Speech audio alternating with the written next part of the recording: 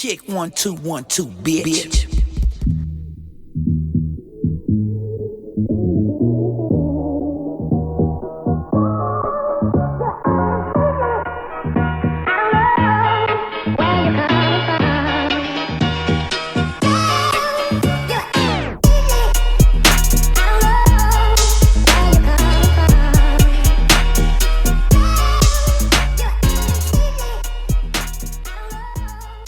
What up, everybody? This is episode 92 of the iLLogical Sense podcast. This is your boy Buzz B. And over here is your boy JC No Hunnits. And JC's kind of sick at the moment. Don't talk. Not sick, just migraine. Yeah, just a migraine, so hopefully he doesn't get me.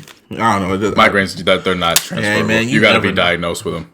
I've been diagnosed with migraines since I was 12. It's not a virus. Oh, shit. I can't pass to you blurred vision. Like it's not feasible. I guess. How was your weekend? It was cool. Drove, did homework. Oh, yeah, Martine's here, too. Oh, yeah, what up?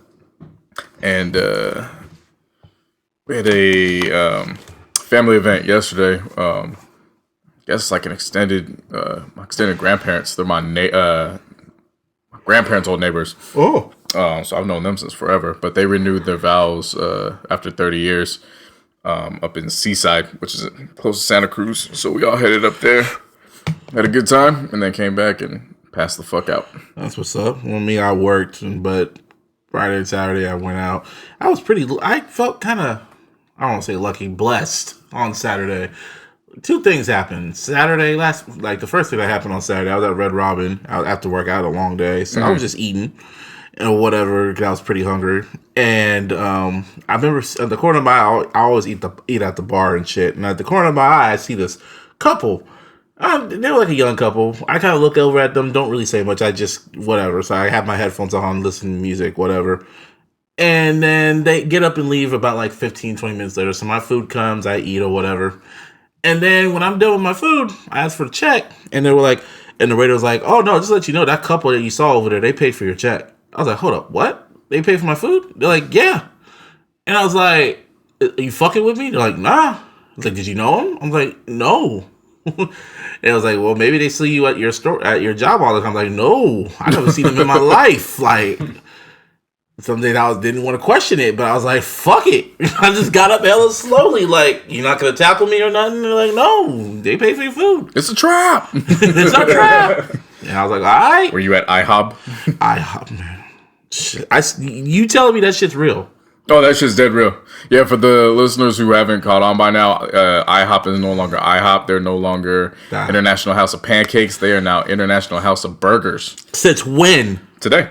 I know. Today was the official rollout. As of Monday, June 11th, 2018, 7 a.m. Eastern time, whatever, they are officially See, I like how we're timestamping everything now, since, we like doing that now. But what? I literally thought they were joking. I was like, that's stupid. Why the fuck would they rebrand themselves? I was like, whatever. And then, my mom told me about it. And I was like, they're just trolling. And then you tell me they actually have commercials for it on TV. I'm like, oh, so this is dead ass serious. Yeah, I thought they were going to go with bacon or breakfast. That was my thoughts. House of breakfast. I mean, that's the only reason why everyone goes to IHOP anyway. But apparently the IPO or whatever. The stock, pretty much. Stocks, yeah. They were losing money at the lunch and dinner hours. They were because no one goes there for the lunch and dinner. Right, well, they trying to compete, so. For how many years? How long is that? For like decades. 60 years or something like that. 50, 60 years? I don't know, man. It's too long to change now. Like, it doesn't make sense. That don't make no damn sense. It makes no sense. I blame Trump. Somebody put a gif of... He said I blame Trump. Somebody put I don't know if it was a gif or they recreated the film, because how Charlie Murphy was in front of the green screen. So they actually put IHOP in the back. Yeah. It said, cashier, what would you like to eat? Pancakes.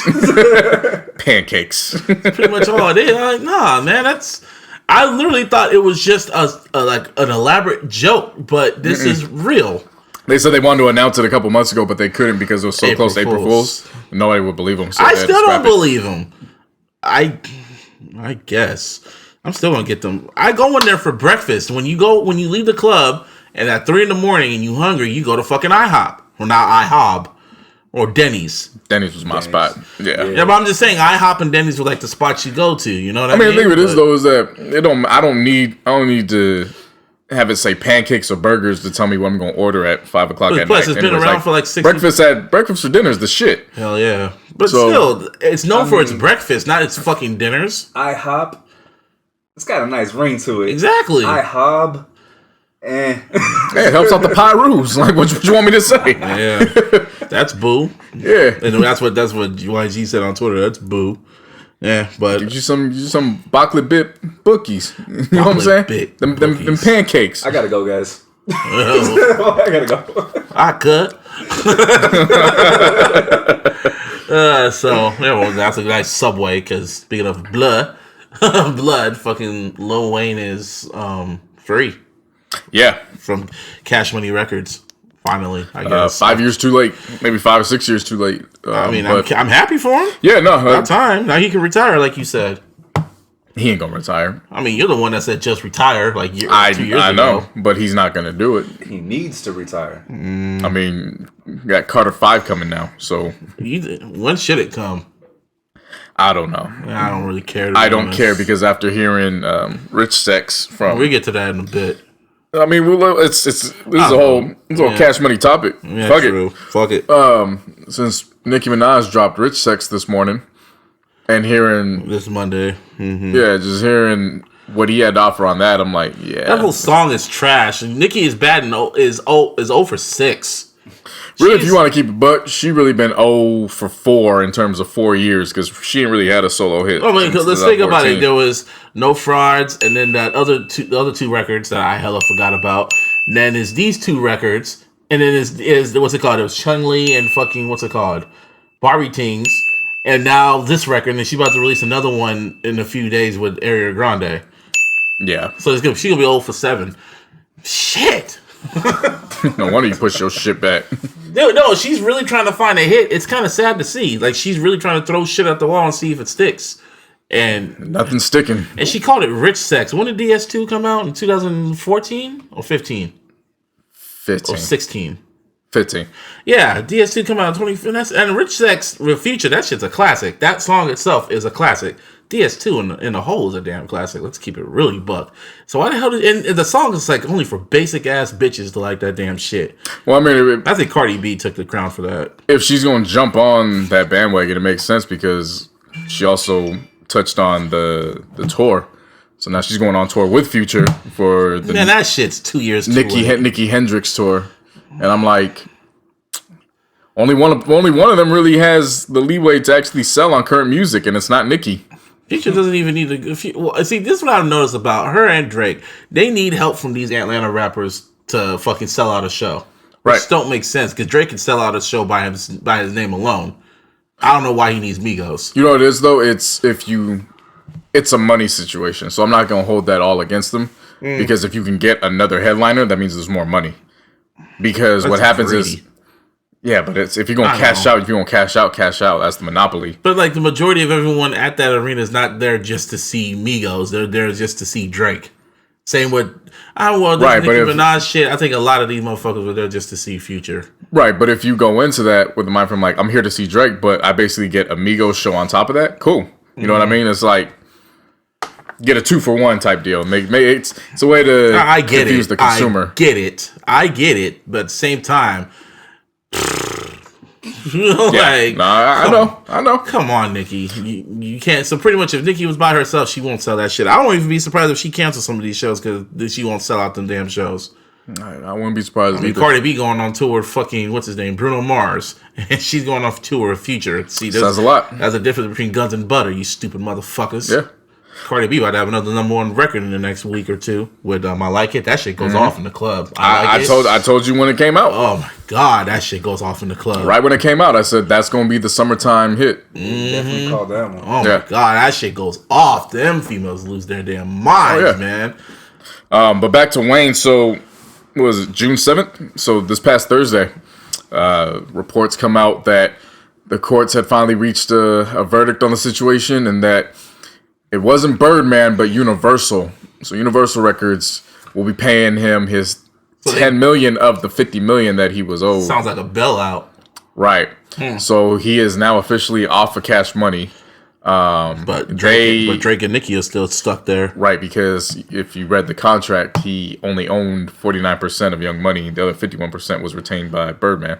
So he didn't even really own the artist like that, which Damn. should tell you guys, stay off that goddamn lean. I wouldn't even be surprised if on Carter 5 we won't have no features with Nicki and Drake. I won't be surprised either. Like, because of that. Because I'm telling you, every time Drake drops a new record, I just always be curious and I look on it and I look at the very bottom and I says, yep, still says Cash Money. Yeah. That doesn't say OVO, it says Cash Money Entertainment. Yeah, but to me, that's wild. That's 23 years we've heard of Wayne being associated with the Cash Money brand, and now it's... I mean, again, I'm not looking for Carter 5, and obviously with Universal paying out that amount, they would be the distributor for Carter 5. I'm not saying it to be like, wow, this is a whole new beginning for him, because, like I've said, retire. Like, how old is he now? Shit, he's only 35. Yeah, because remember he came in, he was only like 9. Wait, this is also like yesterday was like the 10-year anniversary of Carter 3, and everyone was doing their little reflection on that shit. Yeah, the reflection. They were doing that shit was cover, the redoing of the cover. That. Everyone was talking about that damn album, and that album is more of a moment than the actual music, if you know what I mean. Right, it was. Because honestly, if we're gonna keep it a buck, I like the leaked shit and the bootlegs that came out for all the Carter 3 sessions than the actual album itself. The album was a moment, I guess that's probably the last real album before streaming to sell over 1 million. Carter 3? Nah. What was the other hip hop album that sold 1 million after that?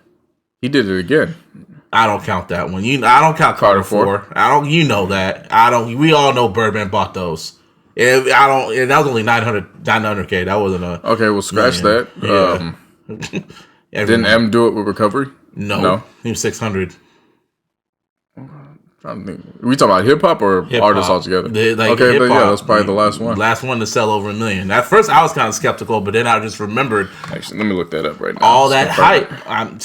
Because last week before streaming came out, we're gonna start confirming stuff because last week I was talking about Kanye and I was like, oh yeah, Kim and Vanessa, and then I went back and looked. I was like, ex-fiance was Angela or Alexis. Vanessa. I thought it was. I screwed up again. I was like, what? It's Alexis. No, it was Alexis. But I knew who you were talking about. Though. Right. But I went back and I was like, oh, it's Alexis. Okay. But I'm pretty sure. Now we're gonna do some fact checking right now. I'm pretty sure Carter 3 was the last hip hop album to sell 1 million. Because, before streaming. Because I don't count Magna Carta. I don't count. That was it. Okay. Albums that sold 1 million. And what's your thoughts on Carter 3, Martine? Wow, he looks this shit up. Carter 3. Shut up! No. Just like, go on. Nah, man, I mean... Yeah, that was the last one. Mm-hmm. All the others have been Adele or something, I'm sorry. But all the others have been Adele and Taylor Swift. Mm-hmm. So non-hip-hop. Non-hip-hop, yeah. Nah, Carter 3, I mean, I wouldn't quite call it a moment because the music... I mean, you can still listen to it, and it's still dated. Good. It sounds dated. It still sounds good, but it's just not what it was. Mm-hmm. You know what I'm saying? Like, it just didn't, last. Yeah. You know what I'm saying? Like, I always felt the Dr. Carter beat, because Just Blaze did that. He said when he made the beat, he envisioned either Lil Wayne or Jay-Z on it. And hearing that beat to this day, Jay-Z should have been on that beat. Definitely. To me. Mm-hmm. Let the Beat Build was dope. Let's run through the track list. The whole track list? I haven't heard the damn album. If you want to revisit, let's revisit. I'm just talking about moments. Yeah, but you're talking about a moment with an album, so you got to go at least revisit. It can't just be one song. Like, got to revisit the project. Let's go back. 3-peat. Yeah. Mr. Carter. Okay. Oh, yeah, that was dope. Yeah. And you remember how Hov said he called him his heir? That was funny. Because everyone thought that Lil Wayne was going to be the heir to his throne. Right. No. Amelie, of course, was... Which version you like? Groundbreaking. Which version? All those remixes that came out. Didn't Hov do a remix of Amelia? I remember that. Everyone Who didn't do a remix? Everyone did a remix of Amelia. Yeah, I remember that. I remember that. Chris Brown. That's when I realized Chris Brown could rap. When he rapped over that shit. Yeah. Of course, Got Money. Yeah, he said no one got paid for that. Got Money. No producer on this album. But we learned about Mac Main through that. Comfortable. Oh yeah, that was a good one. That's the one, man. Mm-hmm. I could always go back to that. Break to. What was next after that? Huh? What was after that? After Comfortable? Dr. Carter, which was just still upholds. Phone Home was just And even when it came out, I was like, phone home. Yeah. Phone Tie My Hands with Robin Thicke's interesting. Yeah, you can go either or with that. That's real funny. He talks about that album, and then like years later, he says that racism doesn't exist. Yeah.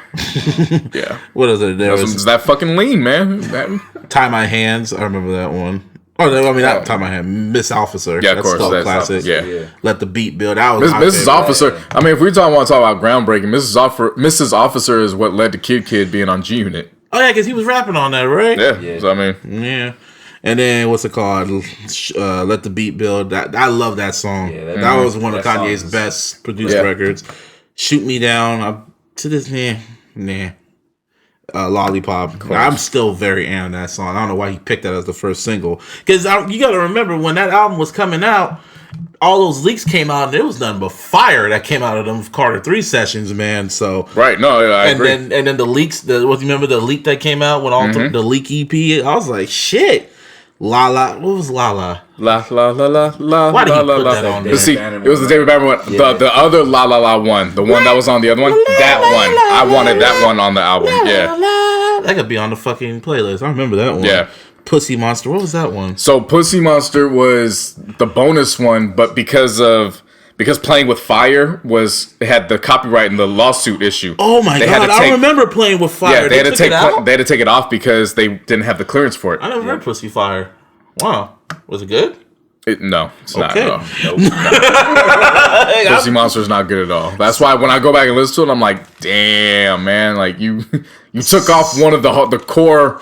Tracks off the album. So on later copies of the album, they replaced it with Pussy Monster. They had to because they lost the lawsuit. They can't use it anymore. It's the same thing with when Biggie they had to take off the sample for Machine Gun Funk. Oh wow! Like when you hear it now, you don't hear the sample anymore unless you have the old version. Oh my god, I had the old version. Yeah. Holy shit! It even actually says it like on the title as well, like without the sample. Right. Oh wow! Right. Without the Parliament sample. You ain't got nothing. You ain't got nothing, man. That's still that shit. What was that with Fabulous? Yeah. Yeah. And then Joel's came, and then he that was a spitter. That was a spitter joint. Don't Get It. Oh yeah, I remember that. That was the outro. Don't Get It was great. The Lollipop remix with Kanye. That's when Kanye discovered his love for the auto-tune. Yeah. I remember when I first heard that. Damn, Kanye having hella fun with this. Yeah. And then he continued. I'm like, oh, he really loves this shit. Then he dropped the whole album. He kept doing it. I was like, oh, okay. Well, all right, Nick. What was Prostitute 2? Prostitute, just over a different beat. Yeah. I never listened to the bonus tracks. I remember when the album leaked, I only listened to the leaked tracks, and then I added the Lollipop remix in the end. Yeah. I mean, overall, it's still it holds weight. Just like Martine was saying, you can go back, you can still listen to it, but it's also, like you said, it sounds dated. It's definitely more of a moment when you factor in that the very next year, there was a cat that we now know as Kendrick Lamar, who was going by K-Dot, went and did a whole mixtape over the tracks and as an ode. So it, and for a lot of artists or rappers in particular that are now leaders of the new school right now, they always go back to this album as the album that inspired them to make that move. I mean, hey man, personally, I feel Carter 2 was the best out of the series. Yeah, for sure. Yeah. Carter, the first Carter itself was... Yeah, that was good too. That was him stepping out of what we knew him for when he left off with 500 I remember Degrees. when that album came out, I wrote it off because I was a little Wayne fan. I hated how he rapped, but people were like, nah, man, look, this album is just fire all the way through, blah, blah, blah, blah. And I'm like, all right, now listen to it. I was like, oh, you're really spitting. Yeah. Okay. Yeah. So, and then I guess that's Carter 4. Carter 4, I don't like talking about that bullshit. It was trash. Carter 4, man. This man had the same interlude, and his verse was the worst on every last one of those interludes. How the hell are you going to have Tech 9, Busta Rhymes? Who else did he have? Andre 3000, Jada Kiss. And then you had, what was the other song? The John Lennon song with Rick Ross? I forgot that damn song. Let's not revisit it. It's called John. Yeah. But they did that because he was in jail when Ross put out I'm Not a Star off of Teflon Don, so that's why they went back and redid it, because it was supposed to have him on there. But I liked Wayne's verse on that song. There was some good tracks on there. Like How to Love was decent with a capital D. It was. I would have preferred him doing it in another format. Yeah, whatever. Oh yeah, so he performed at Summer Jam. I watched a little bit of it. Y'all didn't watch it. Lil Wayne killed it. There was like a lot of shit that happened, but nothing really happened. Meek Mill went out there. Kendrick Lamar actually headlined it, but because he's on tour right now, they couldn't stream it on Tidal. So right, it makes sense, and you ain't really missing much if you saw the Coachella. Like I said, if you saw a Coachella performance, if you went to the damn tour, that's pretty much. And they said the crowd was kind of dead for his shit, but I'm going like, yeah, he's in New York, and everyone's used to that ratchet shit. Because I guess 6ix9ine got banned from from the Summer Jam. I'm like, yeah, he needs to be banned. Fuck him. I saw Funk Flex heard a lot of Lil Pump fans. Oh yeah, because I saw that live. Because he does this little 15-minute set, so he's playing Gucci Gang. He started playing it. He got Gucci Gang. Then, fuck that shit's trash. And there's this like video of like this nigga that likes Lil Pump. He's just like. He's just staring like it was hella fun. Fuck that shit's trash. Oh shit, that's why I like Funk Flex sometimes, man. I really love him. Besides the whole Tupac shit. But what was up with these? So I know it wasn't at Summer Jam, but what was up with the Eminem situation with the? So apparently he was at Bonnaroo. Where the fuck is that? I don't know where it's at, but. At his shows, he always has like explosions and gunshot sounds and shit. So people were just too sensitive and is going like, I don't appreciate you with the gunshot sounds after everything that happened over here and some little bullshit. I'm like, have you ever heard what Eminem rapped about back in the day? Been to any other rap concert? No, not just any rap. Eminem he talked about raping his mom. He talked about killing his baby mama. It's not even that though. He talked about pulling the bullet and putting it through you. It's not even that. When was the last time you went to a concert where you didn't hear loud sounds that even resembled a gunshot, let alone have the gunshot? Will not survive in this date of age right now. Sensitive ass hip hop fans. No, not even. No, it was white people. Well, let me rephrase that. Sensitive ass hip hop fans. There you go. It's pretty much what it is. And like Paul Rosenberg had to come out with a fucking, a disclaimer, not a disclaimer, an explanation about why. And again, that just raises my question again. How are you managing Eminem and you're still the president of Def Jam? Like that? How is there a conflict? There has to be a conflict of interest there. Am I right? I mean, you're right, but I mean, shit, that's a hell of a job to pull off considering under his watch, and obviously we'll get to it in a few. Mm-hmm. Under his watch, he's got 5 releases from Good Music off of Def Jam, and then he can imagine that kind of luxury that him and Noah has coming in as one of the creative directors. You come in and you're literally walking into a situation like this. Kanye said, "I'm dropping these albums in June." Okay, right? Sure, okay. Sure. We ain't got shit to do. Yeah, that's a luxury to have. But to your point, yeah, I mean. He's sitting there getting ready for the next drop, and it's like, okay, shit, now I gotta go play manager real quick. Hang on, I'll be right back. I gotta go sit in this seat real quick. They can still do that. So I'm still at NS. He's finding a way to do it. So I mean, that's still props to him for it. It still has to be a conflict of interest. But I was bringing that. I brought up that situation because it was the perfect tie-in. Because it was just like, if that made y'all upset, shit, I'm glad y'all didn't go to Summer Jam. Because I know when Flex was on the stage, I know the gunshots and the bombs was wilding. Yeah, well. And it's been damn near a whole week. And Drake still hasn't said one word. It's been 2 weeks, bro. 2 weeks now. Yeah. It's been 2 weeks. Day 14, pretty much, at this very moment. 2 weeks since he said he wanted all the smoke. And he's still silent. Have you gone back and listened to any Drake records since then? Not really. I've gone back and I've listened to a whole bunch of Drake records. I told you, none of them sound the same now. Boy, you sound funny in the light now when that smoke clears. Dude, I was in this car and they were playing Summer 16 and I was like, damn, this don't even sound right. You talking hella shit. And my boy was like, damn, this don't even sound right now. Drake looking for revenge. Drake just stand for do right and kill everything. No, the fuck it don't. It means it's like don't respond to killer MCs. In the words of Rory. It's the truth. He can't. I mean, Pusha T still living his best life. So and he's talking about living his best life. Shit, he's living his best life right now. Shit, I go back and re-listen to last week's episode, and sometimes I was like, "Damn, I went in too hard on Drake." Pause. But it was just like I was like, "Damn, I was a little too harsh." Was I too harsh? No. It needed to be said. It needed to be said. The only thing that made me upset about last week's episode was we didn't catch it until close to it being up for 24 hours, but somehow the audio got messed up a little bit, so I got some people saying... You're the engineer, I didn't notice shit. Yeah, like I was listening to it in the headphones, and then I didn't notice it until I was playing it in the car, and then we got some feedback, and they're like, yo, it's great, it's too low, so I had to go back in and re-edit some things, but we got it back up. Hopefully, fortunately, it was only within 24 hours. I didn't know shit. But appreciate everybody for listening, because that shot to 100 listens in a span of 24 hours. Yeah, it was a hot topic. I don't give a fuck. Yeah, I went in. I was thinking about writing an article about that whole shit. Then I just blew my load in that podcast. Pause again. Pause. Very pause-worthy. Yeah, you should be violated, motherfucker. Let's see but no, it definitely need to be said. But I mean, at the same token, he's getting ready and gearing up to do his own thing, because him and Migos, they just added 11 more dates to their tour.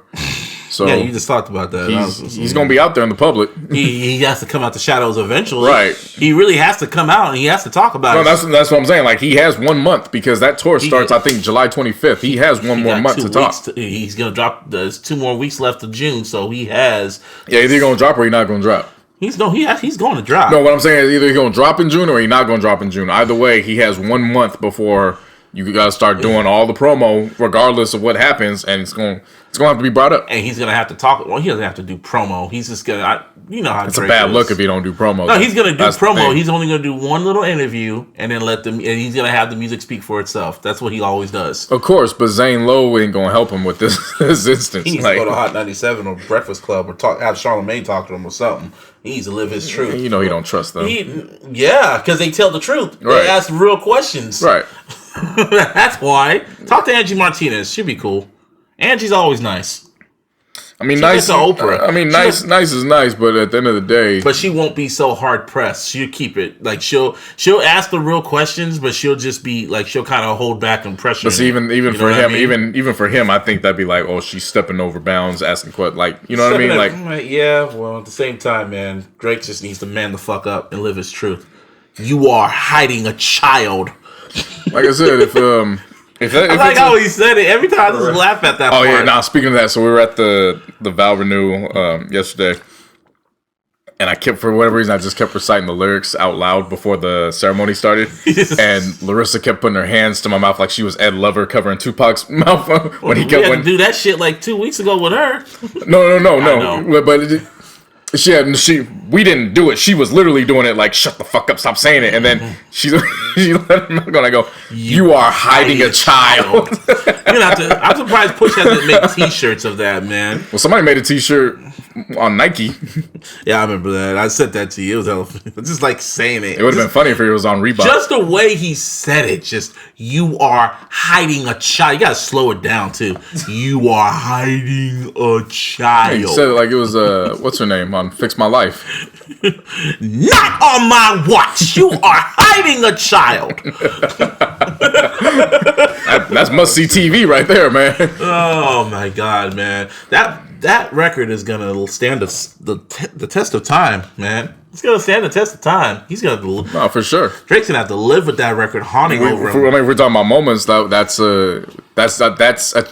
I want to call it a chapter, but I would definitely call it a page in the hip hop history book. Oh yeah, it's another thing. I went to the movies on Friday. Saw that movie Hereditary, the horror movie. It's pretty fucking creepy-ish. You don't watch horror movies, huh? I don't do horror movies. I don't got patience. Well, yeah, then you won't like this. I mean, do you like creepy shit at least? Well, of course. I mean, like psychological shit. Yeah. Do you like psychological? It's a classic. Yes. So I mean, I've definitely. What's a classic? It. Oh yeah. Well, so, I mean, I've seen that comedy in a fucked up way. That's what I'm saying. Like, there's room to. In a fucked. I mean, in the updated version, it's very psychological. I know, but it's funny to me. Man. But it's very twisted humor. Oh, yeah, definitely. Yeah, exactly. Yeah. We all float. Just like you, fat boy. I love that shit. Yeah. Kiss me, fat boy. Even in the new version, that shit's still funny. What the fuck is that? I like when he was saying that shit. Well, they got the cast out for that one. Oh, yeah. That's now the real cast is coming out. I like that shit. But Hereditary, that's the best way to describe it. It's there's only a very few movies that creep me out. This didn't creep me out, but I had creepy moments. It's a damn near a 2-hour movie, and it drags. When I say drag, not like, oh my God, wrap this shit up. It's like an uncomfortable drag. Okay. It's like a fuck, what's gonna happen? Like you're kind of like anticipating something to happen, but it doesn't happen. Like your imagination is just fucking with you. You know what I mean? Gotcha. So it's one of those movies about this family whose grandma dies and they have to deal with shit. That's to keep it vague with you. But there's one scene in particular. Y'all don't mind spoiling it, right? All right. Ain't bothering Air me. the horns. But there's one scene in particular after the dad gets burnt up and shit, and the mom kind of gets possessed and shit, right? So the son, he's asleep, and he wakes up because his nose is all fucked up and shit, but he was like in a coma or whatever. So he's in his room, and then the camera spans to a wide shot. It's like a big wide shot, right? And he wakes up, and in the background there's like a little bit of light, so you can see just enough. Right. And on the wall is his fucking mom chilling on the wall, staring at him. It's just like that corner of the wall over there that you see. Just imagine that it's dark and you see a figure just chilling there on the wall, and the dude's just getting up, and he's just like, he doesn't notice it. Like he's just trying to get ready because he woke up. But everyone in the audience, I was the first one to see it. I was like, hold up, am I tripping? I said it hella loud, and everyone was like, oh, and I was like, yo, she's just chilling on the wall. Didn't move for a good 2 minutes. Wait, so time out. She was partially burned and... No. The dad got burned. Okay. And then this is the next scene, I'm telling you. And she was chilling on the wall. Oh, because she was possessed. Okay, yeah, got she was literally just chilling on the wall. Okay. And she didn't move at all. Like when you say chilling on the wall, like she was just leaned up on the wall, or she was a like part of on the wall like Spider-Man. Oh, okay. Like Spider. That's the way I see it is like holding onto the wall, basically. Got yes. it. Okay. Wow. Chilling there in the dark, like it was just dark, and you didn't see it. Like you didn't see her, but it was like a silhouette of her. Like you can clearly see her. Like it was like kind of fucking with your mind. We all saw this shit. Like the audience saw this shit. We were just like, and she didn't move. But you knew she was there, and you were just waiting for her to jump or do something, and then it kind of cuts away, and then you see her just kind of like a crackhead, just. That's gonna be the new crazy chick meme, dog. Overall, that was like one of the only scenes that kind of stuck with me. Spider-Man on that crack. Crazy bitch. That's what it is. Like when you come back home and you didn't fucking send that, that I love you text, and she's just chilling on the wall waiting for you. Baby! But the movie's creepy. It has its moments, and girl, that the main actress, she's gonna get an Oscar nomination, like dead ass. And I will not be surprised if it gets nominated for an Oscar because they got a lot of critical acclaim and shit. Makes sense. Also snuck into Ocean's 8. Snuck into that shit. Didn't pay because fuck that. I'm actually gonna go see it this week. Yeah, it's so a good don't date tell me movie. about it. But. Yeah, it's a good day movie. Rihanna's hot, even in braids and shit. Right. That was pretty much it. Sandra Bullock still is bae too. Yeah. Kim Kardashian made a cameo. Nice. That's a Subway, isn't it? No, well, before we get to that, I want to get back to the situation with Wayne because, so we talked about if we expect Drake or Nicki to be on it, but he hit the studio with Birdman. That was random. So, what's the possibility that what they were doing in the studio wasn't for music Carter 5, but what if it was for Like Father, Like Son 2? Man, everybody needs to get over that song. Because that's the thing. Trash. Because you're not listening to what I'm saying.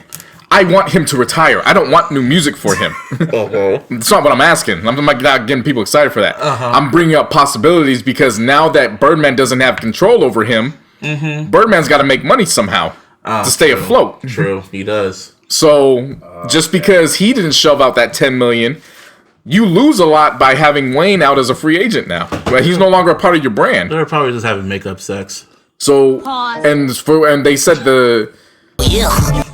I'm going on like that's regular because shit, I don't doubt that. So I'm not even putting. I like the pause. Like, I'm not even gonna question that. To say something. Like Aaron McGruder prophesied a lot of shit, so I'm not even gonna say that that's out of the realms of possibility. These niggas kissing.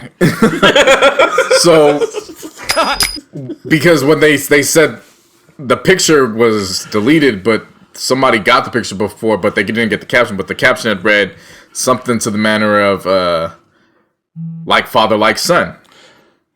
So what's the possibility that now that he's off, that now they go ahead and they continue with the projects that were prolonged? And even with that, the I Can't Feel My Face they project. said that shit's done. Right. Like, But that shit's what like- comes to the light now that he's no longer a part of that label? That's what I'm asking. Yeah, true. But Because the thing of it is that you can say, well, none of that shit should drop, but we were saying the same thing. Kanye ain't dropping 5 straight albums in 5 straight weeks, and look what happened with that. Yeah, true. But Kanye's more of a liability. Lil Wayne, you can kind of trust what he's saying because he ain't as crazy as Kanye. No. He's a liability, but what I'm saying is if that took place, Yeah, I get you. because for me, Wayne is more nostalgic Yeah, in terms At of this that's point, the Wayne I want to hear. Like, I don't want to hear Wayne past 2012, 2013, and even that's pushing it. Mm-hmm. So, what if Universal just looks at it from the standpoint of, yo, let's just capitalize and let's just give them the records that were recorded over that time frame, and then we'll let them deal with it. Damn, T-Pain And fucked up. yeah, that's what I'm saying. I was gonna lead into that. T-Pain fucked up by dropping that when they could have. That Made could have some been a money. bag, right? I mean, that could have been a little cheap change for Right. him. But again, we didn't think that he was ever going to get released. Of course. Hindsight's always 20/20. True. Right. But in the situation now, it's like if you're gonna drop those records, make some money off of them. I mean, don't alter them, don't do nothing, just drop them as is. See, well, Eminem needs to drop Relapse too, just for the fans, just for me. Actually, he should just send it to my email. Eminem need to focus on getting Boogie and That's what's the other group? Oh, West Side. He has a Guns and West Side Western Guns. No, West Side Gun actually has an album coming out. You know what he has? You know what the title is called? Chris Benoit. Well, if that ain't marketing shit, And the cover is a deformed picture of Chris Benoit. There's like a third eye on his fucking forehead. I shit you not. well, that's gonna turn. That's the whole point. That's gonna turn some heads. That's the whole point. That's their rendition of slavery was a choice. Hey man, you want controversy, and yeah, you want people talking about your shit. Yeah. You ain't gonna. I'm not gonna wear no damn Chris Benoit shirt Because M ain't gonna put you on his album, so you gotta find some way to gotta do it. find some way to fucking do it. Shit. Anyway, so I remember last week we talked about Kim Kardashian paying a visit to the whole ass nigga in office, and Right. we both called her naive for doing that shit because we didn't think he was gonna fucking do it. Well, shit, the motherfucker did it. He did it, but I still call her naive. Oh yeah, she was naive because she ended up getting what's it called, played, and she just realized it when Right. Van Jones fucking pointed it out. Even though he's kind of a coon too, but that's another story. Yeah. I don't know what to say. We talked about it already. I feel like we've talked about it a few times, but we don't talk about it on here. We gotta stop having good conversations on the phone. Save it for the show. Hey, yeah. So that shit, we ain't gonna talk about it right now, but just make a note of it. We gonna talk about that shit later. Nigga, why the fuck you call me at 11 o'clock at night to just tell me that? Put it in the fucking notes. I don't know. I'm forgetting. Anyway, yeah.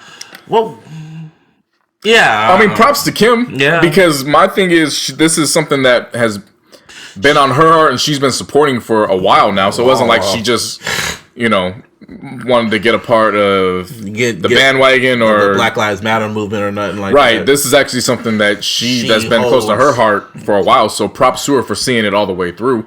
It's just unfortunate that she became and apparently the reason why Obama couldn't do nothing is because the House of Representatives and pretty much the Republicans were stopping it from getting it to his desk. Right. So he couldn't, fight for it. So that's why she did what she did. And I guess whole ass nigga saw the opportunity and it was just fuck it. And she was just a pawn. She had to find that out the hard way. But, she said she had to do what she had to do. And again, I don't know why. Shit. Make me sick, nigga. I'm not coughing, so that ain't got nothing to do with me. I'm blaming somebody. I just blame Jed York. But what was I getting at? Can I get a motherfucking fuck, what was I getting at? Oh, Kim K. And I really lost my train of thought because of that cough. It didn't really matter.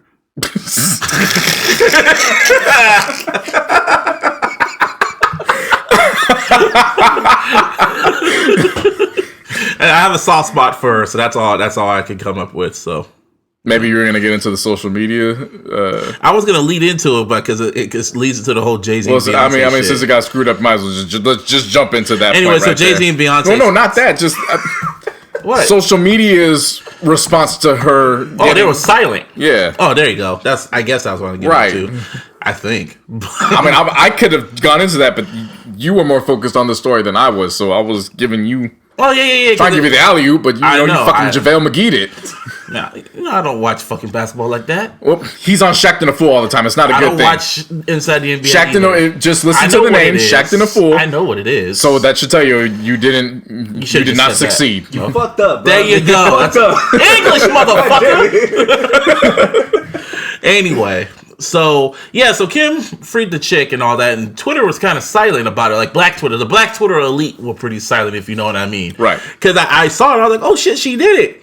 So then I was kind of like looking at all the people that had something to say when she went to the White House, and they were very, very silent. The Sean King nigga, the white boy, he was very silent, but he had a lot to say when she went to the White House. Mm-hmm. A few other of the Black Twitter people, they were very silent. Some congratulated Kim, kind of on the side of their breath. Right. But it was kind of just like, oh, so if this was like Beyonce or Rihanna that did this shit, that did exactly what Kim Kardashian did, it would have been like, oh my God, yes. Not yes, but they would have said, yeah, they had to do what they had to do, come up with all excuses. Right. But since it was Kim Kardashian, since the Black Twitter doesn't like her, they just went, even though she freed a black woman at that was in there for some bullshit, and she saw it through, she freed him. Yeah. And I guess you asked, would you give whole ass nigga any credit? Fuck no, because fuck him.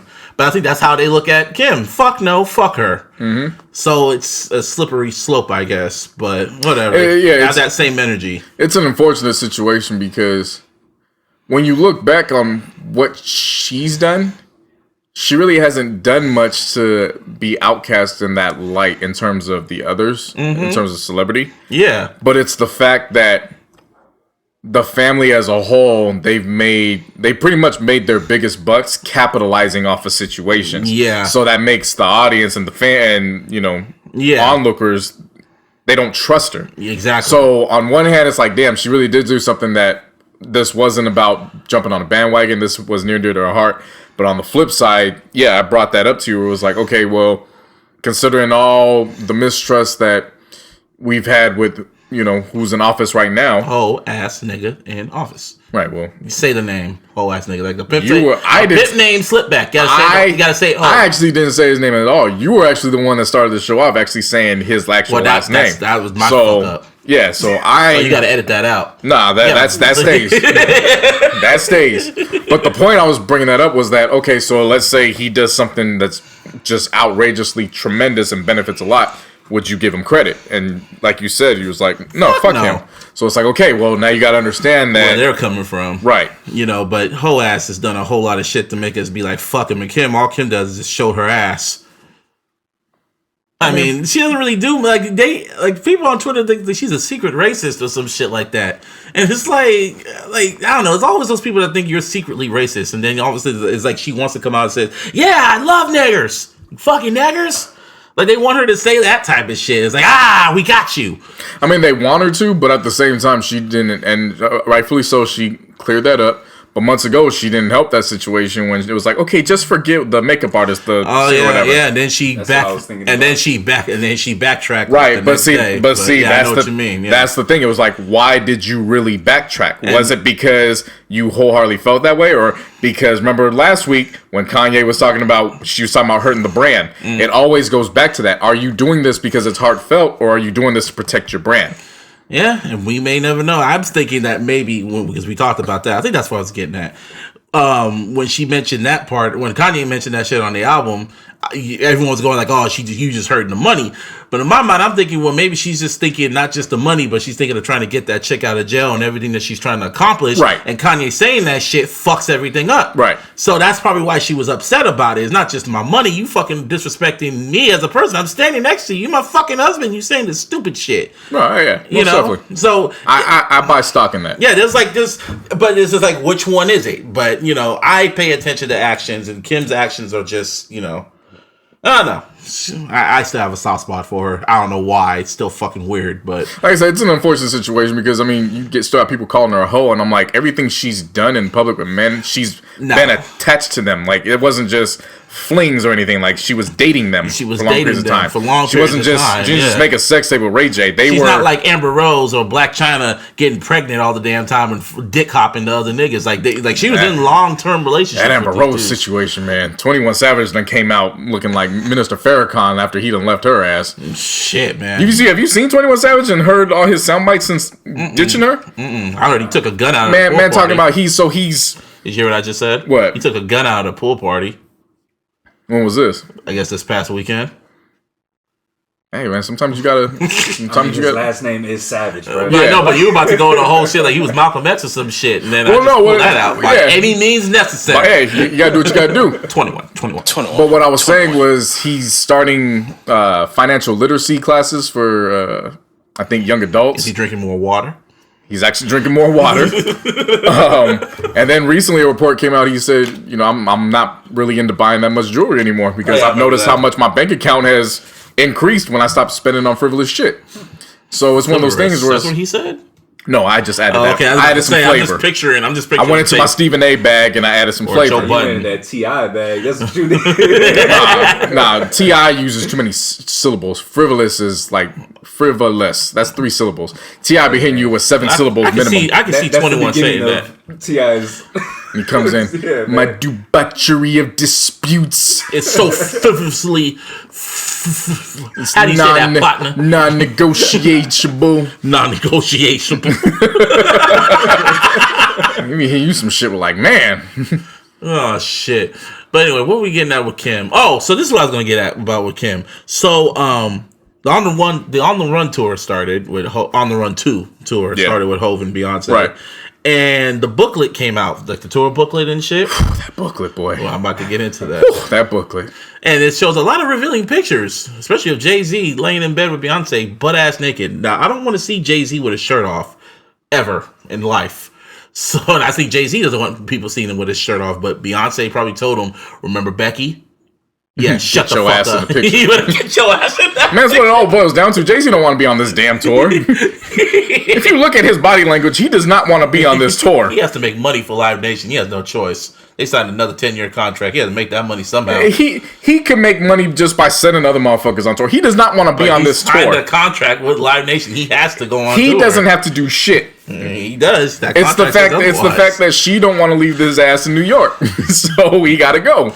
Yeah, but anyway, so pictures were coming out from that booklet, and there was one picture in particular that shows Beyonce taking her top off, and you see a bare ass, and her ass was looking nice. I was like, ooh, Beyonce, you cheated on that Hov? Her ass was thick. That was that baby fat ass, like, that twin ass. The thighs. That ass. That area between the thigh and the ass, that thighs. So, Whole lot of that. I saw this picture, and I saw this picture and I thought to myself, and I tweeted it out, I was like, if Kanye and Kim did something like this, they would say that they were seeking attention, and Kim Kardashian as a mother needs to cover herself up. I will buy stock into that as well. Yep. But you know damn well that Beyonce did it. Yes! That sounded too gay. Pause. I gotta call this episode Pause now. Shit. But that's what they say. They'll be like, yes, bitch, yes. Pause for the migraines. That's what they'll say. That's what they'll say. They would say like, yes, and I'm going like, so y'all like moving the goalposts since y'all love Beyonce. Right. Y'all would just achieve anything. She had a whole album on, like her self-titled album called, what's it called? Partition, when she was talking about fucking her husband in the backseat of the car. But since Kim Kardashian had one sex tape that was years ago, you guys keep using that against her. I mean, y'all need to make up your fucking minds. Is it Uchiwali or is it One Mic? I agree. But like I said, I know the hype.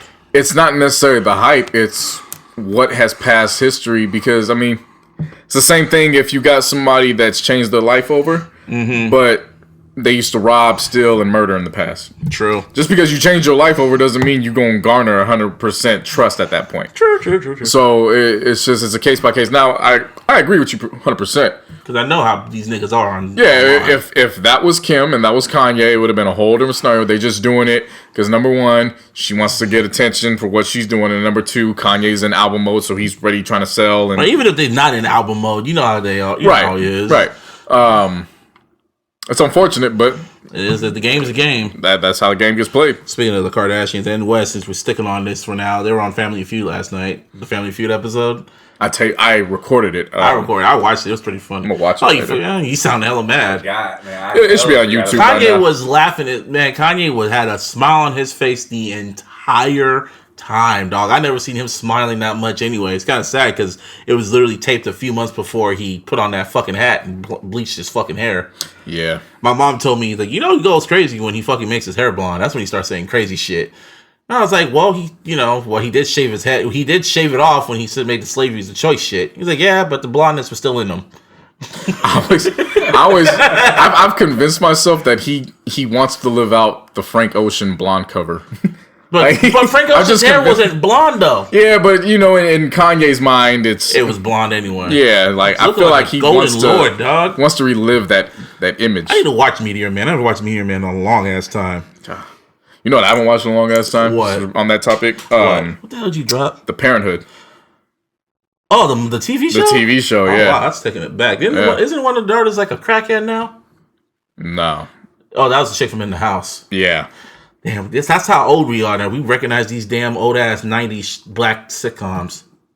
In the House was the shit. Mm-hmm. So was Hanging with Mr. Cooper. Any time that you had a show on KBLX now.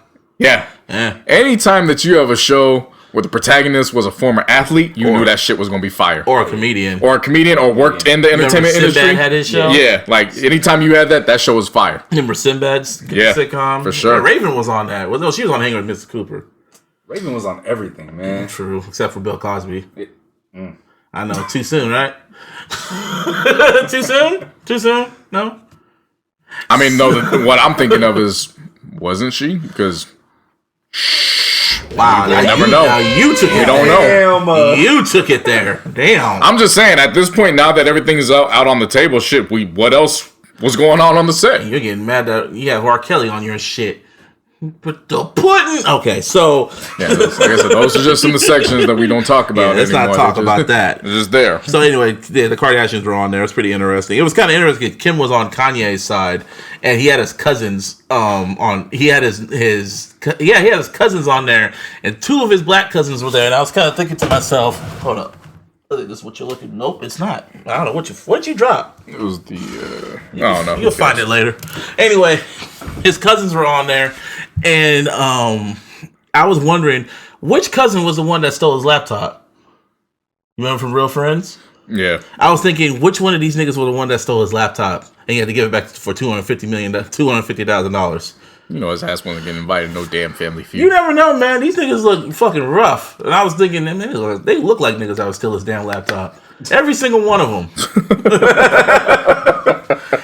But Kim was on his side, so. Anyway. I expected that. Yeah, and he did Fast Money in the end, too. So it was interesting. But that kind of leads into reviews and shit, because Kanye's still coming with it. He said we didn't believe him. But Kanye said you need more people. So that sounds like Michael. Yeah, Kids See Ghosts was the shit. It was. Yeah. So you lead your review first. It's better than Ye, I can tell you that. A hell of a lot better than Ye. And when we spoke about it last episode. We both said this was good. It wasn't bad. Yeah, it wasn't. Wasn't great. It was middle of the road, but it was at least for the decent. first time in a long time I had to say that about a Kanye album. So this record drops. I finish it. Great project. Then you go back and look at and you're like, now this sounds like a piece of shit. I won't say a piece of shit. Nah, it really does sound like a piece of shit now. Trash. I won't say trash. It's half-assed. Yeah, but half-ass can translate to piece of shit and trash. I won't say half-ass. He's a good half-ass and trash. Trash is like half-ass is like in the middle of the road. Half-ass tells me that you didn't try hard enough. But then there's two half-ass. There's the half-ass like we just said, you didn't try hard enough, and then there's the half-ass where it was like you rushed it. You rushed and you just didn't give a fuck. You just turned it in. So that's what I'm leaning towards after hearing it. Yeah. But as far as this goes, you could tell they worked their ass off on this one. Yeah, they worked their ass off, and then what did we get rewarded as for it? Spotify, Apple Music, and Tidal, they all fucked up the track list. They don't. Yeah. So I'm giving my first listen. Yeah, you were in the middle of that, and I sent you the fucking shit. Right. You could have still, fixed it, but you were like, I was already deep into it. Then I go back, and I'm like, motherfucker. So I'm like thinking Fourth Dimension was Feel the Love. And they out of the 7 records, they only had 2 of them right, which was Free and then Kitsy Ghost. Nah, that was mixed up. It was Free and that was it. It was just Free. It was. Free. That's right. Because I was gonna give Cudi Montage that, but that was messed up too. Yep. Vintage Cudi and Vintage Kanye. They brought the best out of each other. This is the When I Feel Like It album. That's what I call it. When I say when artists have that When I Feel Like It, I could give you some great piece of work. This is what Kids See Ghost is. You call it that. I call it the long overdue. Or that, yeah. This was long overdue. Everyone wanted them to be doing this shit. And I didn't think it was gonna come when we reported it last year. I was like, that shit ain't coming because I don't trust that nigga or Cudi. But for me, this was long overdue. Might as well do like track by track. So Feel the Love, definitely. That was when I was kind of scared at first when Kanye was just doing that Michael Jackson Remember the Time scatting. When I heard it, I didn't get scared of it. I was like, oh, he's scatting, dope. That's his contribution, cool. Like, hey, actually, in some weird mad scientist way, it fits. Yeah, it fit. Imagine when he's performing that shit because live. Because to me, the whole crowd is gonna be doing that. You know that, right? Them white boys gonna be screaming that. Right. To me, Push doing his verse was a nice blend because of course he's uncredited. Yeah. And of course at the time tracklist was screwed up, so we didn't know what was going on. So to hear Push, it was like, all right, cool. Then you hear Cudi. And then, but the background of the beat, what they both were doing, it still kind of felt like an element was missing. Yeah. And it wasn't like a rap or vocals were going to help that. So then you have Kanye, which is, he does the scat, and it's just the hard-hitting drums at that point. It's like, wow, this actually flowed perfectly. Hey, Kanye, I think you should rap over that. No, I'm going to do this. But you really just scream. It came out like he was a fucking Terminator. No. That's not what all the rounds. No, that's not what I envisioned. I envisioned him literally going. That's all I kept hearing. He's like, just speaking in tongues and shit. Like Kanye, what? And he's like, okay, how's that go? Okay, I can do it better. What? I don't know how many takes. I'm sure that took 40 takes. But see the thing about that is it wasn't like they got it on the 40 take. Like, okay, this is the one. I'm sure they took like 2. And then they just mixed it all throughout the 40. Like, you know what I'm saying? Like, one was a ba-ba-ba-ba, and then like spending a lot of time. It was like, no, you're doing too much ba-ba-ba-ba when it's ha-la-ba-ba-ba. So we're gonna use ha-la-ba-ba-ba on that one. Next song. So, well, hold up. That brings me back to Lift Yourself, man. Because that seems like that was practice, right, for this. Maybe this album. I think this album was done before he did all these work because I remember when the track list came out, not the track list, but when he was showing the board, when he was working on the beats, you saw on the screen, you saw Kids See Ghosts, and pretty much every track was already filled out. So that album was done. Or like it was already in the process of being done. So he was done with that shit. Everything else he's been working on, like in Pusha's album, his album, fucking Nas's album, Tiana's, they're still working on it. But I think this album was done like last year.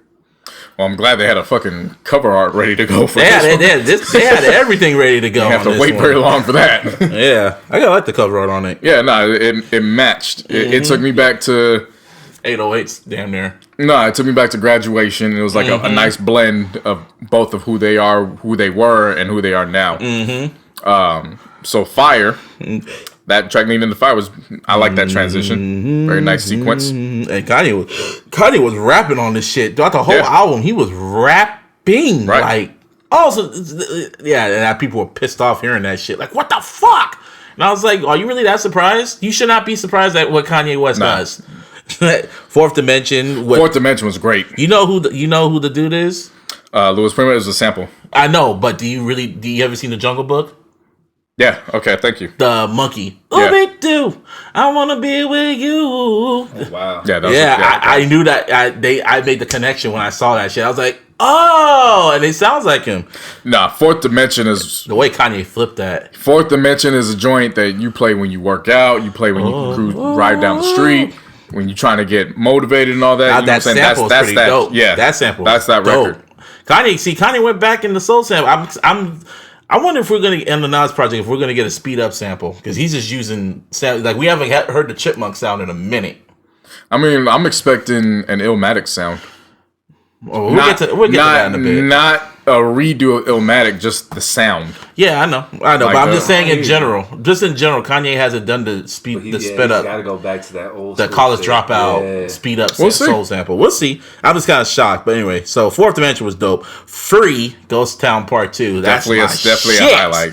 Ty Dolla Sign. The way Kanye layered his vocals on that, so fucking crisp. Yeah, Ty getting his bag with good music, man. He was on 3 of Ye. He was on 3 of the Ye project. On Ye, he was on 3 tracks, and he was on this one too. Yeah. You know, Reborn, that's my shit too. The hook is hella fucking catchy. I'm just gonna reborn. I'm moving forward. That was my shit. Kids See Ghosts with fucking Mos Def. Or how do you say his name now? Yassine Bey? Yassine Bey. Yassine Bey. He's still Mos Def to me. So Nah, it was cool to hear him pop out of nowhere. and Nas should have been on that.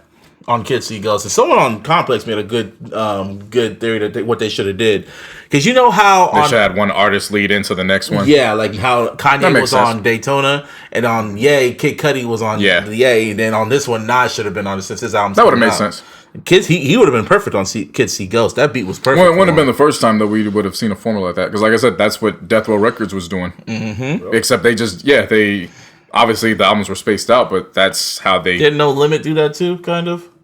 No Limit used to do like fucking 24 tracks on an album. Seriously. They used to throw everybody on there. Okay, well, He used to have like 5 niggas on one track. there was streaming service. Make them say, Yeah. Like seriously, had the whole roster. Like on there. remember one track used to be Master P featuring C Murder, Silk the Shocker, Mystical, and then the next one be Master P featuring 504 Boys, Mia X, Fiend. That's like a Bay track list.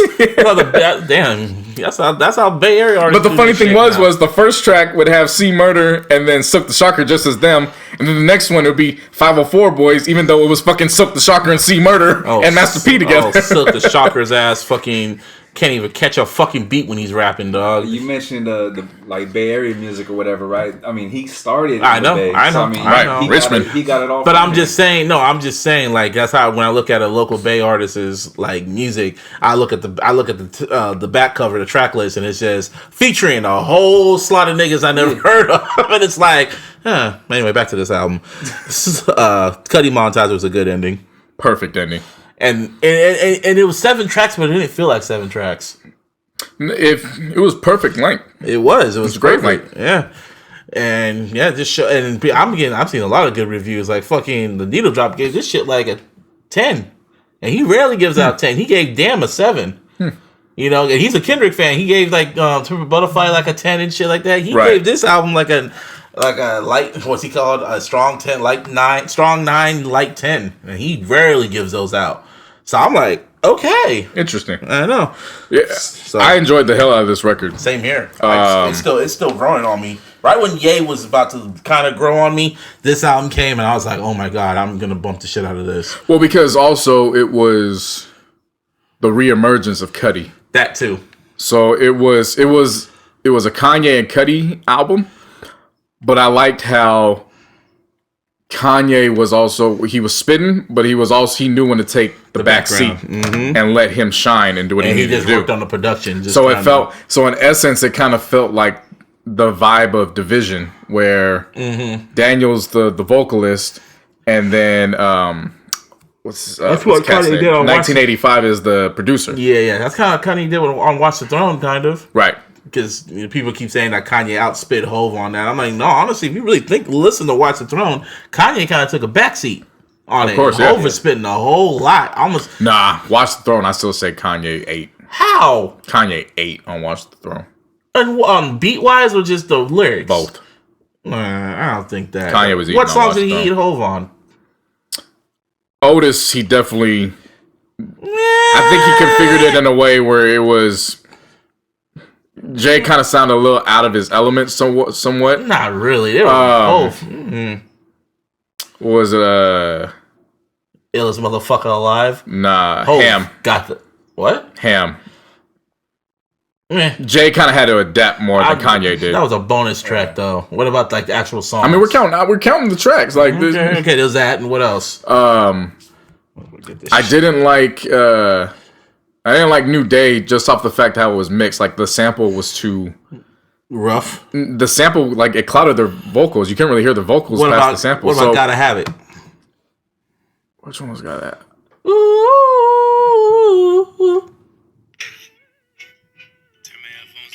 Kanye ate that one. I like Kanye's verse. That's my bitch. Toss up. Welcome to the jungle. That was more of a Hove. That was Hove. That was all. That was like a Kanye just, okay, who gonna stop me? If you say Kanye, I'm one, nigga. I mean, Ye is all over that track though. Yeah. No, He but kinda the reason why I like Who Gonna Stop Me is Hove's verse. How, you know how the beat was just on ADD and Hove still managed to stay on beat. Oh, okay. Yeah. That one, because it was just like Kid Cudi just put a whole bunch of coke on. I mean, you can manage to stay on beat, but it don't make it. It doesn't mean. Kanye had the opening verse and all that one. Murder to Excellence. That's a toss up for me. Okay. I really didn't like Murder to Excellence speaking. Really? Mm-mm. Damn, even with the second half of the beat. Yeah. Made in America. Made in America was from Made in America. Frank Ocean stole that from them. Why I Love You. That was a whole. That was a Kanye. That was a whole record. Yeah. Okay. And it was Prime Time. Which one was Prime Time? That was the one before. That's a Jay record. That was both of them. Both on that. No, I'm saying that was Jay's Comfort Zone. Yeah. There's no ID was on there. That was like both of them. That was both their comfort zones. I love. There's a difference between No IDs and like No ID fits Jay more than he fits Kanye. That was one of the songs I really like Kanye's verse a lot more. And the Joy, that was mostly a Kanye song. Right. So I mean, I guess I like Watch the Throne, still a classic. Everyone keeps it. Everyone try to do the comparison of what albums were better, Watch the Throne or Kids See Ghosts, and I'm like, you can't compare those two. Dual albums? It's just in terms of dual albums between those two, or just in general? Just those two albums. I mean, you can't speak on dual albums without mentioning Blackout. No. I'm talking about those two. I'm talking about, yeah, of course. But when it comes to Kanye's dual albums, but see, I don't like doing that. Like, it's way too early. Like, they just dropped the damn project. You know man. how Twitter is, man. They can't have one thing. They can only be one on some Highlander shit. So, yeah, whatever. So, yeah, Kids See Ghosts. Nas this Friday. Kanye tweeted today this morning he's still hard at work on the album. I honestly feel the album is not done. I don't even think they have a song done. We probably have only one song done. Nas is probably rapping his ass off as we are talking right now. They probably don't even have a title or cover art. Am I wrong for actually being more excited for J-Rock than Nas? And I'm actually pretty excited for Nas. So what? So it's like J-Rock by an inch? I wouldn't necessarily say that. I think just knowing that Nas's album is going to be 7 tracks and J-Rock's is going to float into the 12 or 13 tracks. So we're going to get more, and it's been 2 years since we've heard him. Maybe even 3 years, if I'm not mistaken. J-Rock? Yeah. Oh, yeah. But I like the 7-song format, though. No, I'm not saying that because we've already said Nas fits that format, considering that Illmatic, it was 10 tracks, but there are 9 songs. Yeah. So he definitely fits that format.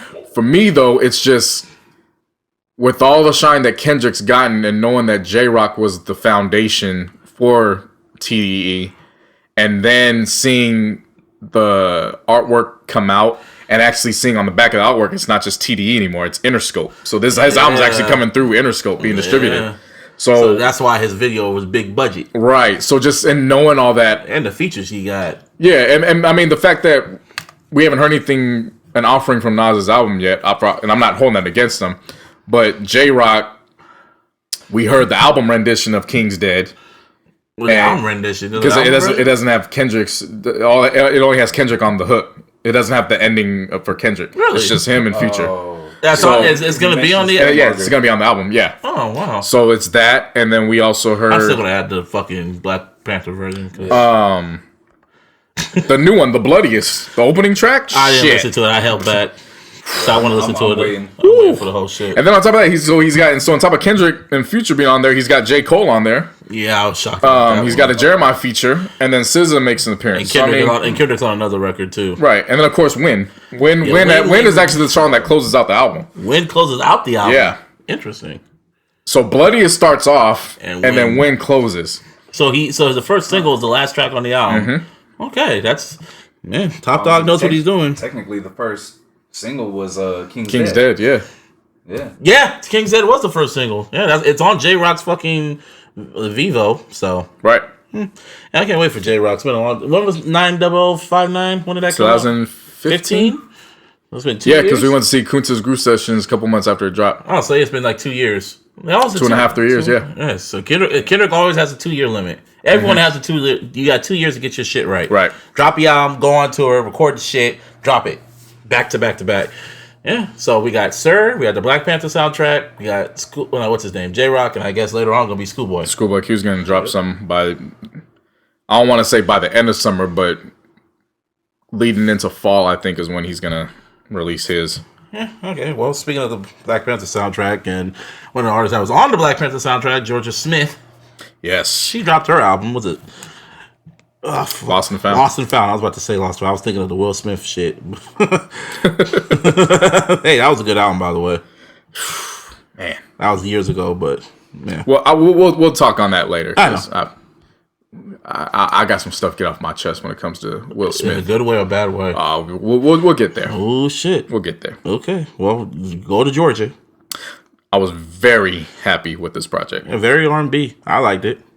And it was no new age R&B, no nothing. It was R&B soul. Neo soul. Very, very happy with this project. Lost and Found was a dope opener. Yep. Teenage Fantasy, for her to be just celebrating her 21st birthday. She just turned 21. Just turned 21 over the weekend, yeah. Holy shit, she that bad. For her, the subject matter on Teenage Fantasy, even though I know the song's been out, I have heard it a couple times because it was part of the pre-order plan. Oh, okay. You pre-order, you get the tracks released. Just the content matter of it, even in the hook. What she was saying was, my brother's always told me, when you're dating somebody, do you see them when you think about your future? Because if you don't, that's not the one to go towards. And then the wisdom from her parents as well, just about trying to live out the teenage fantasy when you know that's not feasible. It's not enough to do. Where Did I Go was cool. Obviously, the big monster that everybody's been talking about is February 3rd, though. Of course. And that subject matter at hand, I actually had to go to Genius to kind of figure out what she was talking about. And what it was being in a relationship where you only stay in the relationship based on the looks. Yeah. So it's a relationship full of lust. Yeah. Lust over love. Pretty much. And when I did research on why it was called February 3rd, she said that her and the producer or the engineer, when they titled the track, they just called it February 3rd. They weren't thinking of a title. So when they went back to her, they were like, who cares? Just keep it. Okay. So going into On Your Own, another good one. That was decent. That was cool. Yeah. Blue Lights for sure was another one that highlighted. But then you get the Lifeboats. She's like, I could spit. Do a little spoken word spitting type situation. That was a nice blend, how they mixed into it. Yup. Goodbyes was great. Tomorrow. And then I felt Don't Watch Me Cry was an excellent way to close it out, too. Yeah. Yeah, all in all, as an R&B album, it was really, really good. I was, after I heard her on the Black Panther soundtrack, I was like, okay, right, I got to see what more she got. She delivered. You know who I really want to hear more that was on the Black Panther soundtrack? Who? Reason. Oh, yeah. Well, so apparently Reason's TDE now. Really? Where did you hear apparently, this at? Yeah. They. Where did I see this at? Oh, J-Rock's his thank yous. When he goes and shout out to all my TDE family, and he lists them all off, and Reason was a part of that. Really? Yeah. Because I follow him on Instagram, and he's just in the studio, but he be clubbing and doing other stuff that has nothing to do with music. So I don't know if it was. I don't know if he was like just a regular ass dude. That's why I don't know if he was just a part of it, saying he had finished the thank yous, and then Reason just happened to be after it. Yeah. But I did catch that where I was like, Yeah. Maybe they usher him out after Q in terms of, oh, hey, by the way, he's probably going to be on Q's right. album. That's how they do it. He had one of the best verses on for sure on Seasons. Easily. Yeah, and I was wondering like what I tried looking him up on what's it called on Apple Music and other places. Like he barely has any music out. So yeah, Top Dog had to give him some type of look. So yeah, I can't wait. Yeah, what eventually come out. Jorja Smith, she definitely, obviously, in terms of R&B, definitely dropped a contender for top 10 for R&B of the year. This will definitely be something that I got to pay attention to in terms of being far up on the overall top 50 end of the year list for sure. Top 50 shit, man. You know how many albums we've gone through? I know. I listed them. The only albums that I liked. No, I'm just saying it just in general. Not even we were not even counting the ones that we've liked. Like I actually was going through putting the list together. I done listened to almost 80 fucking projects so far this year. Well, I did. That's what I said. And those weren't the ones where you and I were kind of like, we'll get to them. Like those were actually the ones that we were actually like, okay, we're gonna listen to. I just listed the ones that I actually enjoyed, and that's like up to like 20 or 30 for now. Because right now my top 5, I know Mozzie's EP still in there. Yeah, because I still love that shit. I love it. I love his project, but I can't put EPs in my top 10. They're just I can for my shit. It's not a cohesive. It's not a cohesive body number. Like you're pretty much. Okay, so what about all the good music? So what about Kanye and Cudi? That's 24 minutes. But see, that's the thing. If you're gonna call it an album, call it an album. Okay, so like I'm not going off of the time frame because of course that contradicts what good music is doing. Mm-hmm. But he's calling it an EP. And if we want to get technical, his EP was 6 tracks. Theirs are 7, and it's 24 minutes. And I looked it up, and they say EPs go up to from 20 to 24 minutes at the max. Right. And these it's nothing to hold. It's nothing to hold against him. Like he's not the only one. Like I'm not gonna put Weekends in my top 10. And I love My Dear Melancholy, but it's an EP. I ain't getting technical at all. If I enjoyed the shit, the Black Thought album EP, like it's great. I can't put, and Daytona barely even made it in as far as like the early pre-rankings right now. Like I even had a hard time putting Daytona in my top 10. Yeah, it was easy for me. It's number 1 on mine.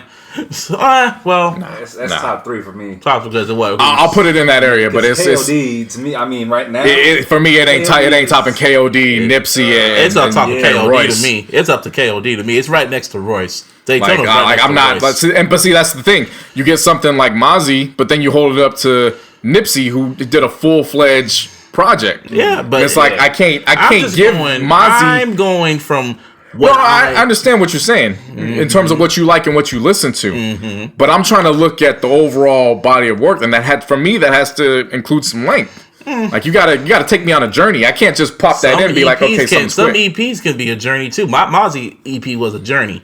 It was a great listen, but to me. Yeah, I mean, for me, it was a great listen, but it's not. I'm not going to call it a journey. Like I didn't go up and down with it. Like it was a great listen. I can re-listen to it back to back, just like I could do this Pusha album and this Kanye and Cudi and shit me. Even Ye. I mean, the replay value on that Mozzie, it's there. Definitely there. It's there, but it's only 6 projects. You mean 6? Or I'm sorry, not 6 projects. It's only 6 tracks. Yeah. Because when I tried to put you on Mozzie a couple years ago, I know. You know what I'm saying? Like it took him a while to get into the record.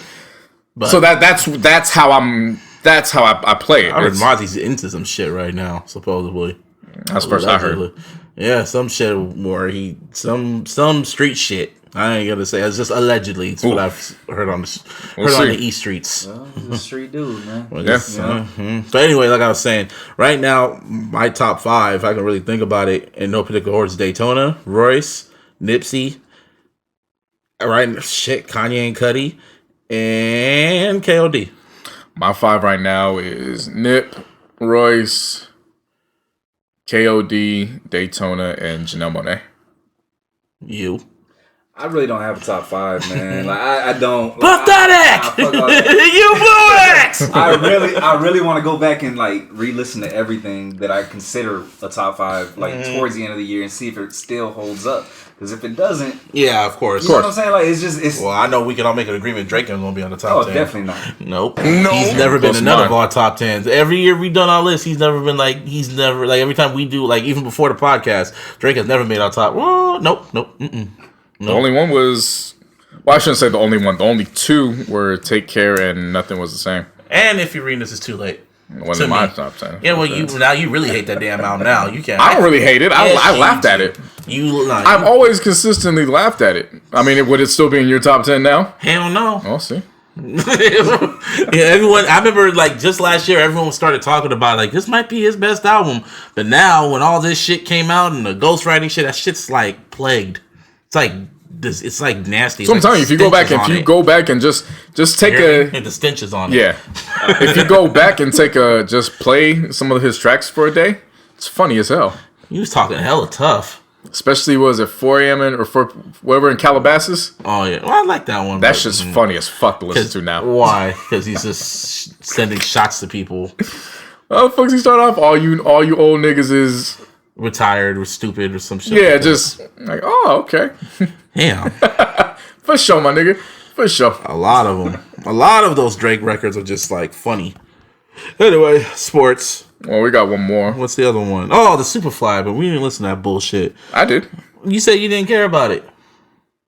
I know, but you just said we didn't listen to it. I'm like, you put it on the list, so I did, because I was just thinking like, oh, I know, I didn't listen to all of it. I just listened to the. I actually listened to all of it. Wow, that sucks for you, huh? Not really. I mean, I was driving. I wasn't. Really well, yeah, you driving, but fucking the only two tracks I really enjoyed was the Miguel record and the Her and Khaled record. Other than that, Her and Khaled record, No Shame was another standout for me. I like No Shame with the Party Next Door. That too, kind of. Surprisingly, there was a track with I think Young Thug, Money Train. It was all right. That shit shouldn't. I don't know why they gave Future that idea to do the whole Superfly soundtrack. Because when you think of Superfly, who did that? Curtis Mayfield, the original one. Yeah. Mm-hmm. Well, they did it because no. It was a Curtis Mayfield. Yeah, no, wasn't it out? No, it's Curtis Mayfield. Oh, okay. Curtis Mayfield, one of my top 5 who was the artists one that all did, time. Who was the one that did the other one that did Shaft?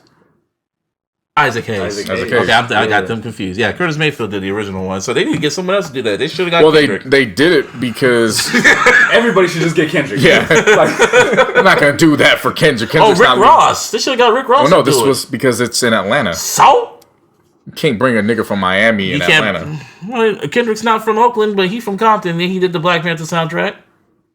He could have got a nigga. He could have got Kendrick to do that. It wasn't based in. It was in Wakanda. What kind of shit is that? I'm just saying. And well, Killmonger's from Oakland, so Yeah, but you can kind of get away with it because California. yeah. But at the same As a time, whole. they could have got And- Rick Ross to do it. I'm thinking music wise, because you know how Rick Ross is when he makes his albums. Yeah, but Rick Ross is an album And mode he's for in- himself. and he's in the- and getting he's ready in to the drop movie. Port of Miami too. And he's in the movie. So I mean, So it's asking too much. I mean, you sound like a stan right now.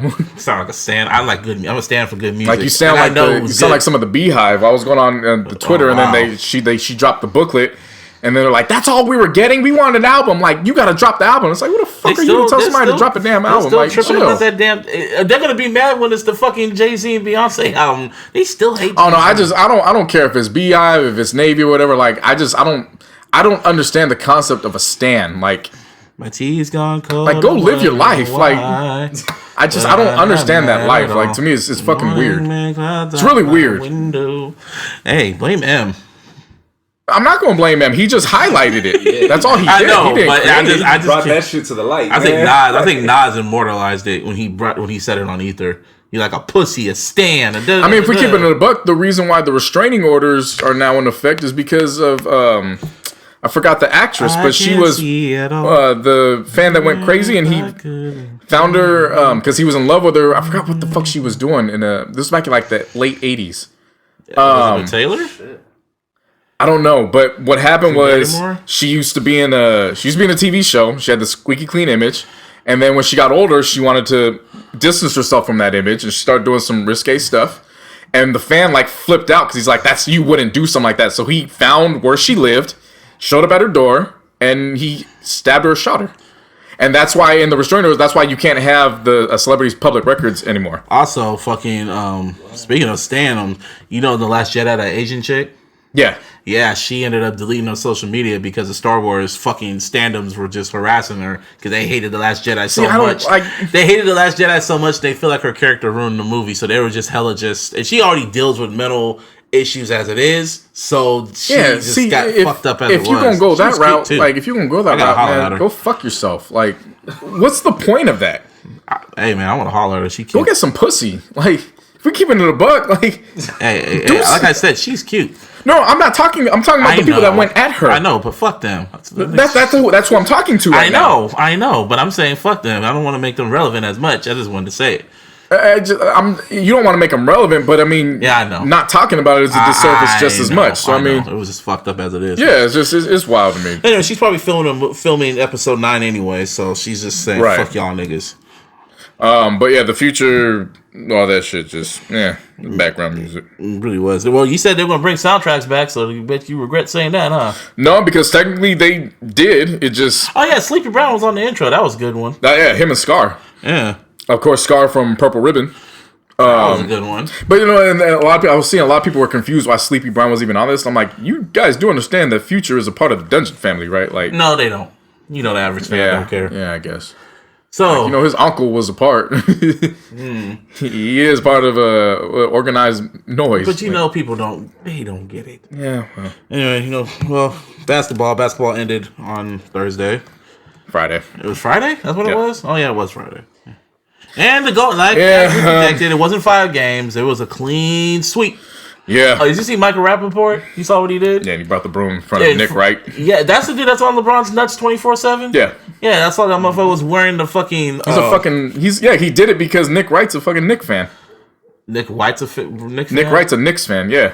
And he's on LeBron's nuts that Yeah, hard? that's why Rappaport did it. No, but he was wearing a shirt that had when LeBron blocked the Iguodala. It was a nice ass shirt. No, yeah, no, of course. But I'm saying why Rappaport, why he did it to him was because Nick Wright is a Knicks fan just like he is. Oh wow! And so he's doing it to him like you on his nuts. So hey, let's just I'm at your head now. I saw that picture. He literally gave him the broom.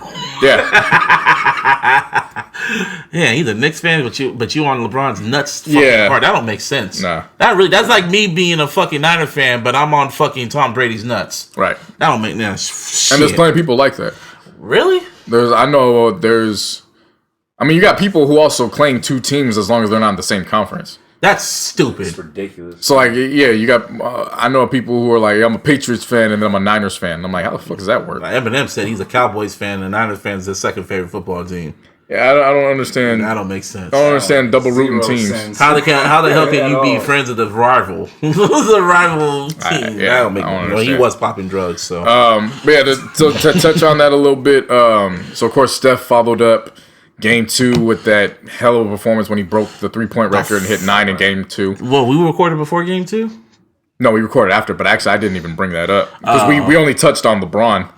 And actually one of the things we forgot to bring up was the press conference when he walked out, grabbed the bag, walked past it. Be better tomorrow. Well, the Cavs weren't better. The suit with shorts. The suit was That's short, why yeah. he was so mad. Yeah. That was game 1, and he was so pissed. So Steph follows up that game with a fucking dud. I think he went like 3 for. But Kevin Durant 15? fucking Shit, but but Kevin KD Durant went off. Yeah, Okay, went. I mean, that, fuck off. and that's the thing with me is 43, I think it was. 43. Yeah.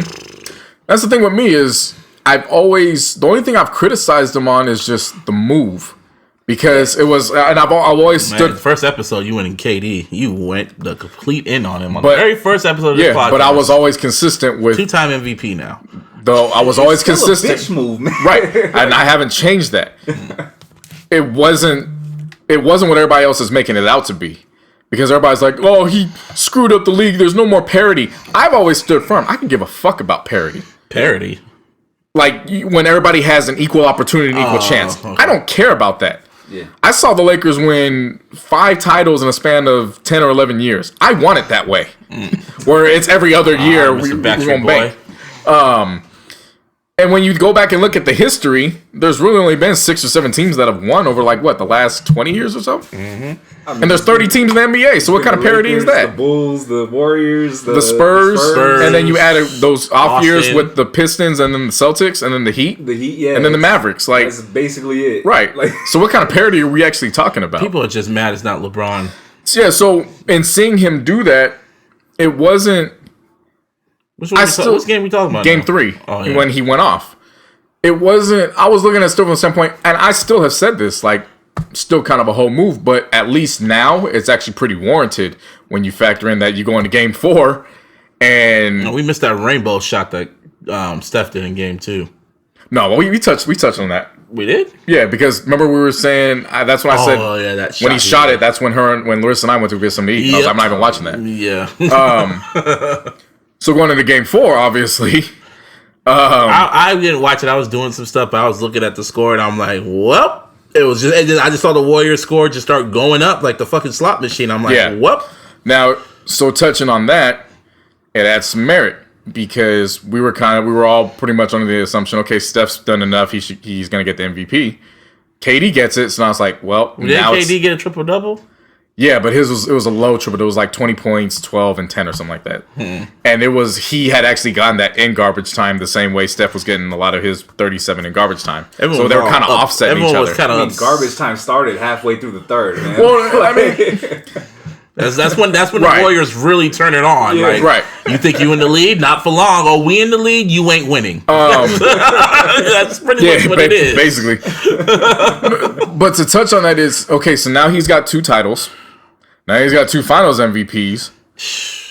We've actually seen Russell Westbrook had a hell of a year in 2017. Harden's about to get MVP. Well, no, it's not that. So we're gonna go back in with Westbrook. I want to solely focus on Westbrook. Because now this is what I'm saying. This is where merit's added.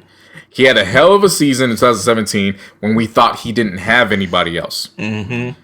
They trade Oladipo, and we see what Oladipo did in Indiana when he's not with Westbrook. Right. When they brought Paul George in, we saw what happened with Paul George. I'm not going to include Melo because Melo's already fading. Trash. So it didn't matter who he was going to play with. He's trash. I'm not convinced he was doing that because of Westbrook. Just trash. But Paul George came into the mix, and he didn't look... Pause. The way you just disrespected Melo, that was funny. Go on. I mean, it's no disrespect. He was fading off. He was doing the same thing with the Knicks. I know. It's just funny to me. Anyway, it is what it is. So you add all that. Now you factor that in. So now we lead into free agency, and it's most likely that Paul George is going to choose somewhere else. He's still the option to come back, make more money, still on the table. But in seeing how they played, it wouldn't make sense. So now I have to, unfortunately, I have to stop looking at KD's move, even though I still want to call it a whole move, and I have to look more and be like, well, what's Westbrook doing? Because now he looks less efficient now that KD's gone. And so now it looks like the move was very much warranted, especially now you go into the fact where they got that Google commercial, and KD's all over the Google commercial. He wasn't going to get that money in OKC. Nope. Right. So and even if he chose somewhere like Boston, he wasn't going to get that commercial in Boston. Nope. Google's out here, bro. I get it. You know what I'm saying? But that's what I'm talking about. It's still that opens up up market, though. You know what I mean? As compared, it's to a bigger market. OKC. It's a bigger market, So but it's a possibility. Still. it's a bigger market. But Boston doesn't specialize in the tech industry. Right. Yep. That's what I'm getting at. I got you. So you get somewhere like Google, that's a part of the tech industry. Silicon That Valley. whole door was opened up as soon as he signed that contract. So again, I only call it a whole move just off of the fact of what happened with the narrative in basketball. Yeah. He was up 3-1, definitely and then he jumped ship and joined them. Yeah. Everything else, I have no issue with. Right. And as the wins keep piling, getting hard to hit. I don't focus on that anymore. I'm focusing on Westbrook. That's where my attention's I at. get you. Now Westbrook, maybe he's the problem. That's the problem. Hey, it's 2 years and he's won 2 titles and 2 finals MVPs. So yeah, so who's really the problem? So it's like, who's really the problem? Because it's not KD. Because I remember when Westbrook, when I be watching OKC playing when it was with Durant and Westbrook, I just be seeing Westbrook do them crazy ass fucking plays, them crazy ass alley oops, and it's like some days I was like, damn, if I see that little nigga, I'll fucking swat the shit out of him. Right. Like literally, it's like, dude, what the fuck? Calm your ass down. Right. Breaking shots and doing all, not passing it to KD when he's wide open, making stupid shots. I'm like, damn, I don't blame KD for leaving. yeah, and I mean to touch on this before we get into Other the shit. other half of it, which is LeBron. James. Fans always got it. Fans bug me out because it's like if you actually pay attention to what the hell you actually wished and wanted, you actually got what you wanted. You just didn't get it in how you wanted it. Exactly. Because when it was Like Kobe, after he got number 5, it was, man, somebody needs to come in and they need to take out the Lakers. So Yep. then what happens? LeBron goes to Miami, and even though they didn't meet in the finals, now you have a team that, quote unquote, assuming if super the Lakers had gotten there, that's a little bit different competition than going up against Boston's 3. Right.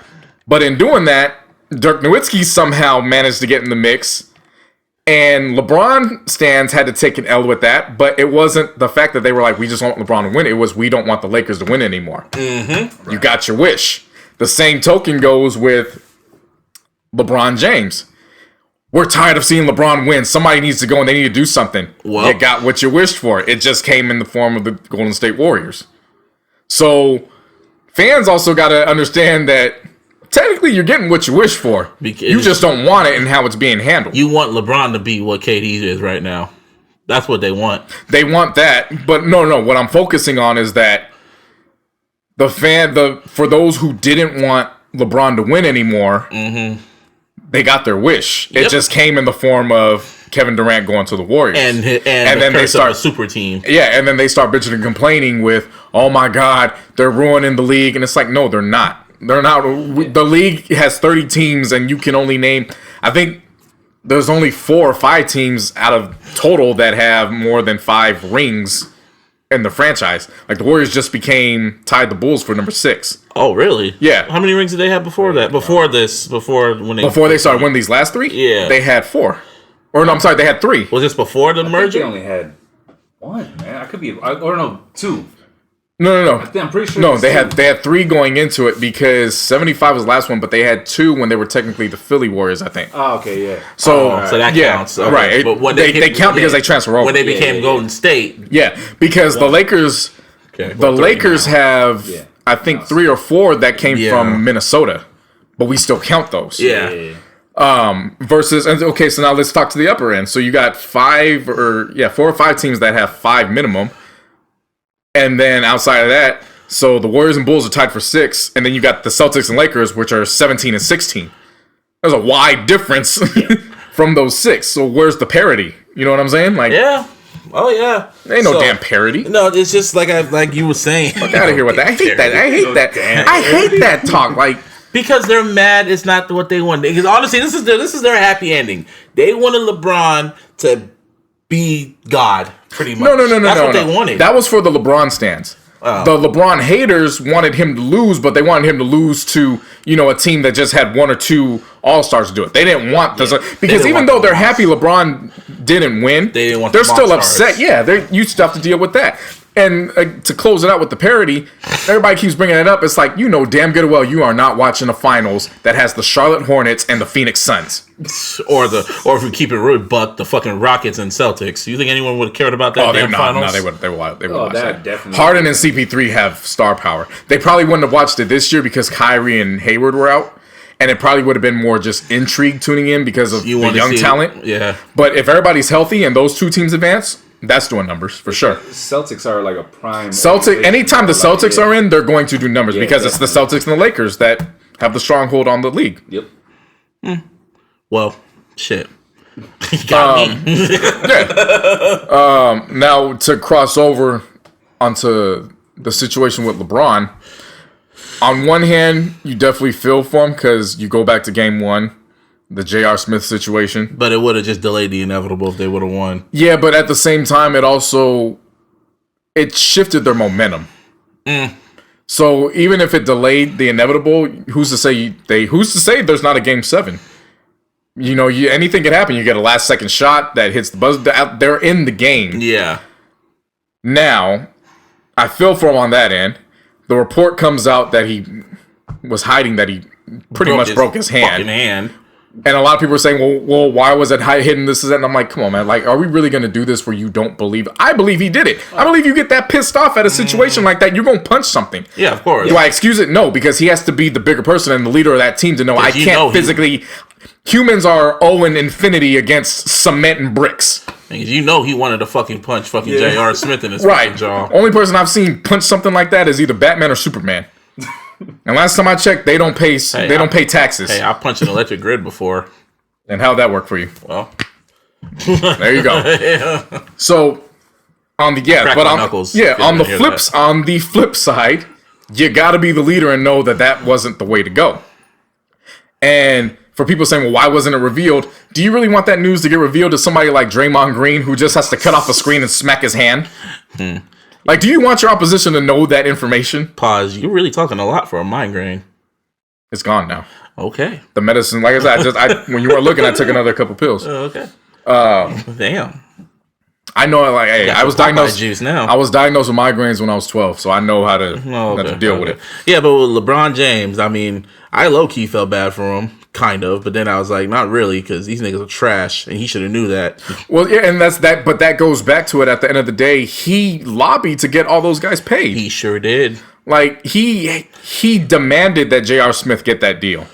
Yeah. When Dan Gilbert was trying to think of a way to maximize him in the ass. Right. Yeah. When he was trying to maximize to get out, he demanded that Tristan Thompson get that new deal. When last year he no-showed in the finals last year. Man, that bit him in the ass. The only one that's been consistent is Kevin Love.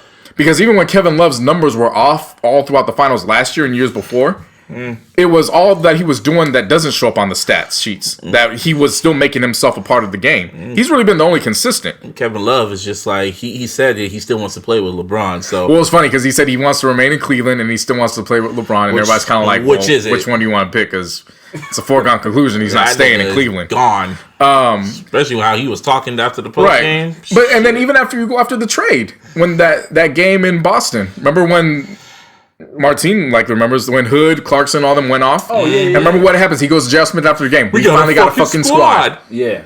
Damn, that was in February. So the fans can't die on that sword where he ain't got no help. He said he had the help he needed. Now you're gonna talk about what Kobe said today. That got all the LeBron stands. Right. So now, so follow into Bleacher Report. Well, before we get to that, unfortunately, it pains me to say, but I gotta give respect is due. The Warriors, they're now a dynasty.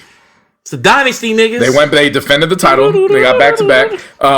As much as it pains Martine and I, if you really want to break it down to it, a champion for a champion. Because we got Mitch Richmond his title. Yeah. They got Swaggy P his title. Yeah. So a champion for a champion. The debt's paid off. Right. If I was a Warrior fan, I'd laugh at every single one. I'd be roasting both of y'all. But at the end of the day, I still don't like Warriors fans because for 4 years they bashed that man Nick Young. I would have bashed the hell out of him if I was a Warrior fan. And then all of a sudden he gets to him and now he's the best thing. I'm not a Warrior fan. Nah, are you sure? Yeah. Positive. You was kind of on social media over the weekend, kind of. I was just joking.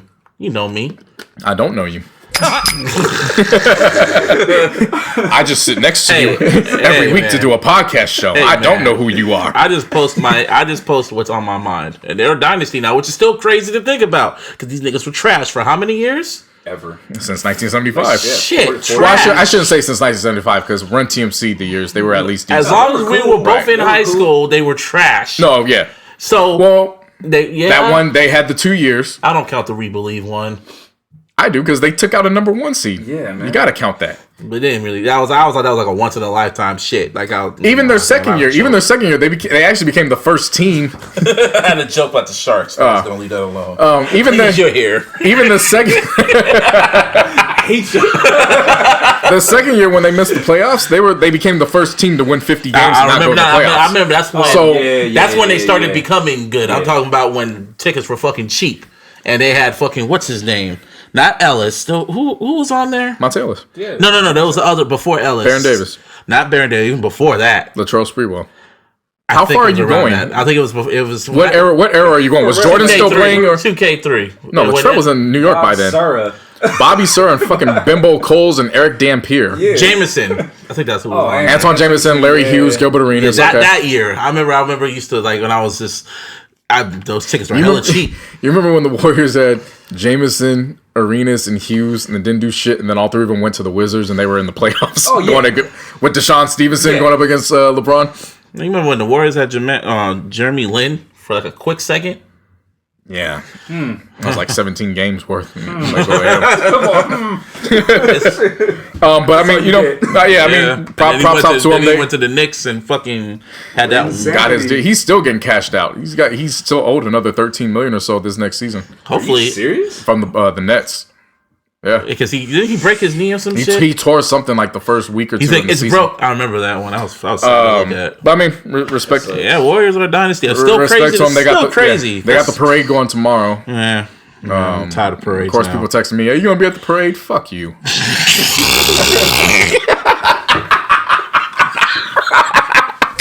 It's my ass. Damn. Just because I give you respect. Just because I give you respect don't mean that you get away with that slick shit. See, so this is the third parade for the Warriors. They have 3 parades for the Giants. I want my Niner parade. That's all. That's all I want. You can watch that on TV, but I'll go to that shit. Shit. Fuck Jed York. Is this the end of the show? No, there's more with LeBron. There's more. There's still more with LeBron. So of course, so Kobe. What Kobe said that pissed off the LeBron fans. Kobe and LeBron's relationship, I feel like the fans are idiots In the sense that, Martine's What? included with that. Oh, I'm in that. Because they put them against each other, and when you see and hear LeBron and Kobe talk about each other, they have like they're friends. They have the highest praise for each other. But they never really had a rivalry like that. That's pretty much what it comes down to. So Well, they never had a rivalry, but even with the rivalry, like LeBron still soaked game up from Kobe. You know what I'm saying? So it wasn't like Kobe was just. He's been very articulate and very praiseworthy of his career. The time LeBron's been in the league, even before that. So it comes as no surprise that when Kobe speaks up about LeBron in this situation, that he gets because black hostility. Story, Bleacher Report did a little interview with former NFL NBA players like Chauncey Billups and Paul Pierce and John Barry, and they were all saying that 3-6 isn't bad for LeBron. They were pretty much making excuses for LeBron. Yeah, and Kobe was the only one that, and I kept it real. He kept it real, but I liked how he used his own personal experience to explain it. So that way you can't use hate. Or he's trying to big himself up. He used a personal experience, and it was true. He said it was during the 2008 finals when he went against Boston, and he was dealing with a super team. 2010. He said it was 2008. Because 2010 had Rasheed Wallace. Rasheed Wallace wasn't on the team in 2008. So 2010 came around. Now it's the rematch for the Celtics. And, of course, the first go around, and we will not speak of that. Which one? It didn't exist. Yeah, well, it did exist, but we're just not going to talk about it. Which one? Which one are we talking about? The Boston? 2008. 2008. No. We're talking about 2010, but we were giving backstory to 2008. Okay, let me read exactly what Kobe said. Jordan gave me some really good advice after the 08 finals. You got all the tools. You got to figure out how to get these guys to the next level to win that championship. Going to the 2010 series, I said, listen, Boston, they got Ray Allen, they got Paul Pierce, they got Kevin Garnett, they got Rasheed Wallace. The talent is there. They're stacked. That was the first super team. Jordan kind of heard me lamade about it, and he just goes, yeah, well, it is what it is. You got to figure it out. There's no other alternative, and that's the challenge LeBron has. You have pieces that you have to try to figure out how to work with. Excuses don't work right now. It has everything to do with how you build the team from an emotional level. How do you motivate them? Leadership is not making guys better by just throwing them the ball. That's not what it is. It's about the influence that you have on them to teach their full potential. And some of it's not pretty. Some of it's challenging. Some of it's confrontational. Some of it's pat on the back, but it's finding that balance. So now you show up to play a Golden State or a Boston. You guys feel like you have the confidence to take on more. Right. So LeBron fans, some verified check accounts got really mad that he said that. They said he is so wrong for that. You telling a man that won 5 championships that he's wrong for what he just said. Oh, but he didn't go against 5 All-Stars and all this shit. And Kobe had to come out and say, like, well, I went against Boston. I went against the Spurs. Yeah, and that's the thing that people always forget. Like, yes, we had Shaq. And that's why another reason why I don't talk about parity, because Shaq was the equivalent of what the Warriors are now. Yeah. We had the most dominant figure. I showed you the picture last week when we were against the Nets, and he dunked on all 5 of the players on the court. Mm-hmm. And he ripped one of the guy's jersey as he was dunking. Mm-hmm. Like, he was Thanos. Like, there was no stopping him. Yep. But the thing with Kobe is that they always say Kobe rode the coattails. Kobe, in the 2001 Western Conference Finals, when we breezed through the West, in that series, he averaged 33, 7, and 7. I don't know a motherfucker that coasts putting up those numbers or rides coattails. Yeah. Like, there's no way that happened. I always knew Kobe was a star. Even when he was with the Shaq and them, I was like, those are like Batman and Superman to me. So we were blinded at the time with Nick the Quick and Eddie Jones. Once we cleared through them and realized that they weren't shit and they got out the mix, that's when it became clear to a lot of fans. But even Jerry West had said he called over Magic during the workout because technically that draft pick was the Lakers. It was just Charlotte had it. Yeah. They just had it in place. Yeah. Before they drafted him, Jerry West called over Magic and he said, I think I found the best player that we've seen in a long, like, this is a franchise player. Yeah, I'm just saying, like, LeBron fans were really upset. Like, they just didn't get the point of what he was saying. It reminds me of that one mashup commercial I saw on YouTube of LeBron when he said, maybe I didn't do this, maybe I didn't do that. I don't know if you remember that. And then in the end, Jordan just pops up and says, well, maybe you just making excuses. It's online. You can look it up. No, but what I was going to touch on was it makes sense that Kobe said that versus the others said that, because everybody else that was talking in that piece, I think they only had 2 titles at most. Mm-hmm. So you get somebody, you're getting players that should be respected as champions, but have only been there only a few times, right? Versus one who's been there multiple times. Yeah, like and won all of them, well, not all, but 5 of them. That's good compared to LeBron's 5 out of 7. Shit. I'm taking that percentage. All the I'm time. taking that over 3 over 6. Shit. Right. Now, look at Jerry. That was another argument they had. Oh, look at Jerry Rest. He only won 1 out of the 8 times he went. So, and he's the logo. So I mean, there's that. For me, you gotta stay in tune with hoops, man. You keep. I know who Jerry. No, that's what they said. That's what they said. That's what one of the players. Oh, they were said. using. Oh, they're using that as support. Yeah. No, I understand.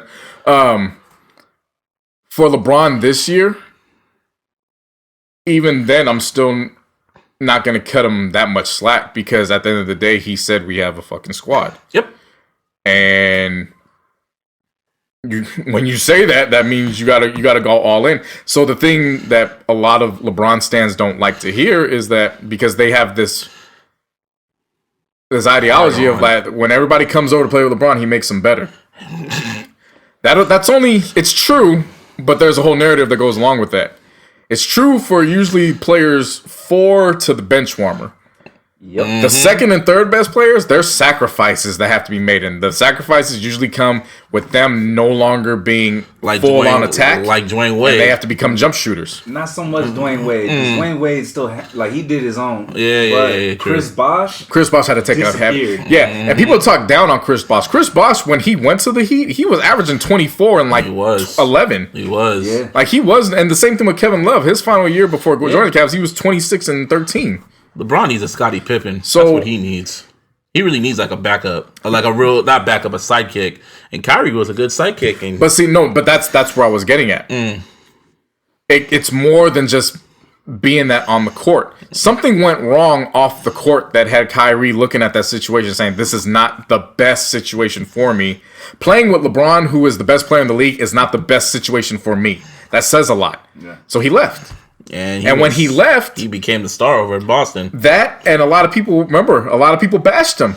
And I was one of the few that said, hey, just give it time because he might know something we don't know. And if he's betting on himself, I always support anybody in the world betting on himself. And then that trade deadline was like the fucking red wedding.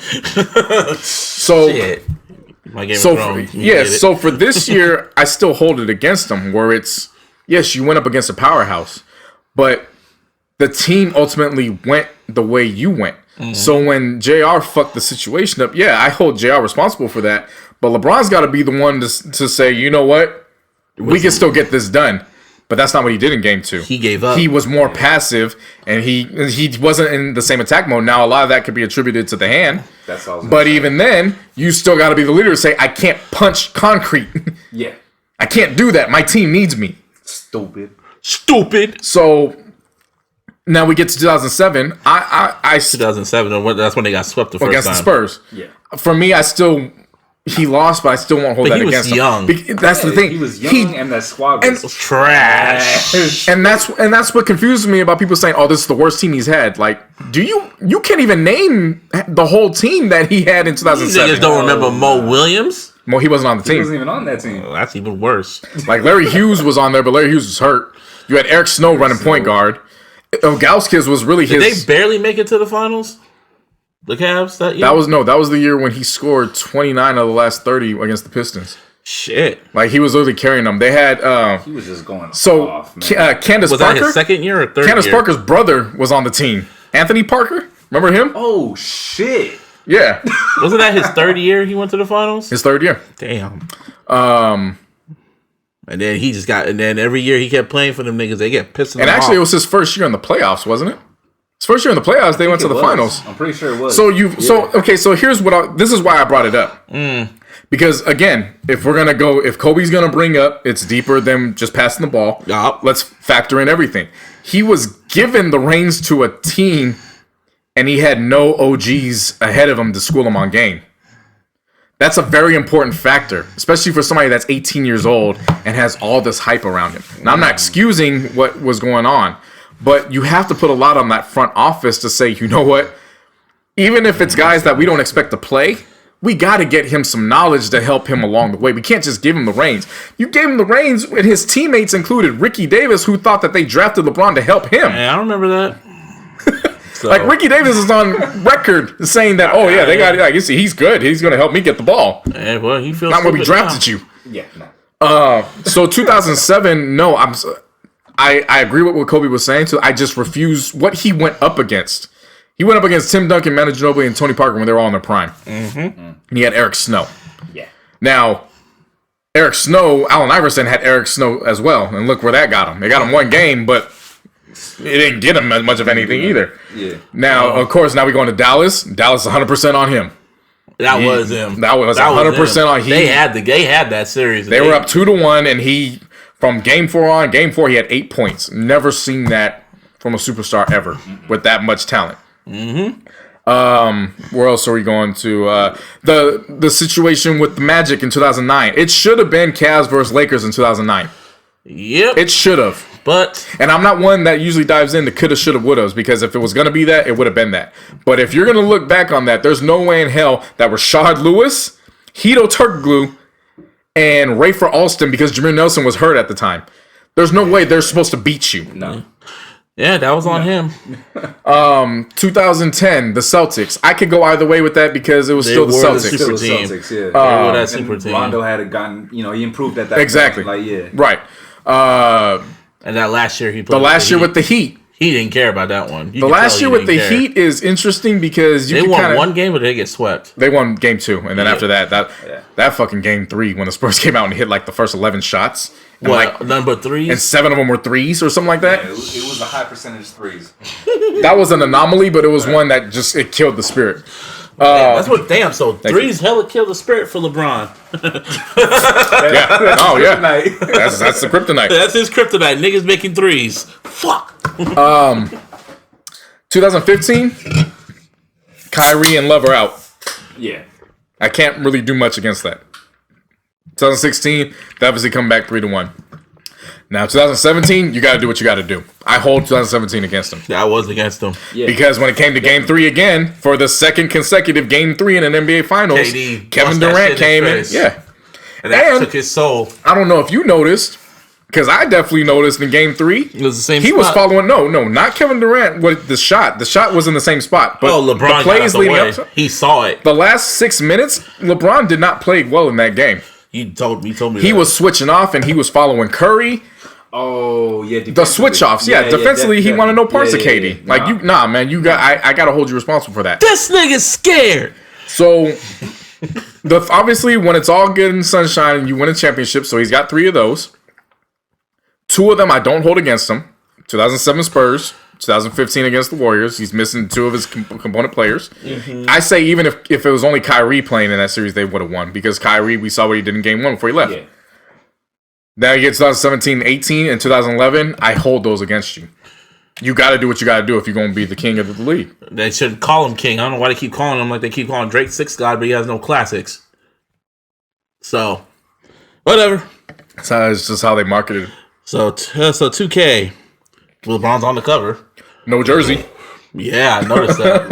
I didn't see the cover. It's just his face. I think it's smart they did that because last time they did Kyrie, he fucking. Oh, you haven't seen the cover? No, I have not seen. It's just his face. It's just his face looking to the side like a mugshot, and all this, and like on the background is like all these words saying King James, all this other shit behind him. So they have a mugshot as. No, it's not a mugshot. No. I'm sorry, it's not a legit mugshot, but it looks like one though. Like, but it's the side of his face. Yeah, it's a profile pic, pretty much. Yeah.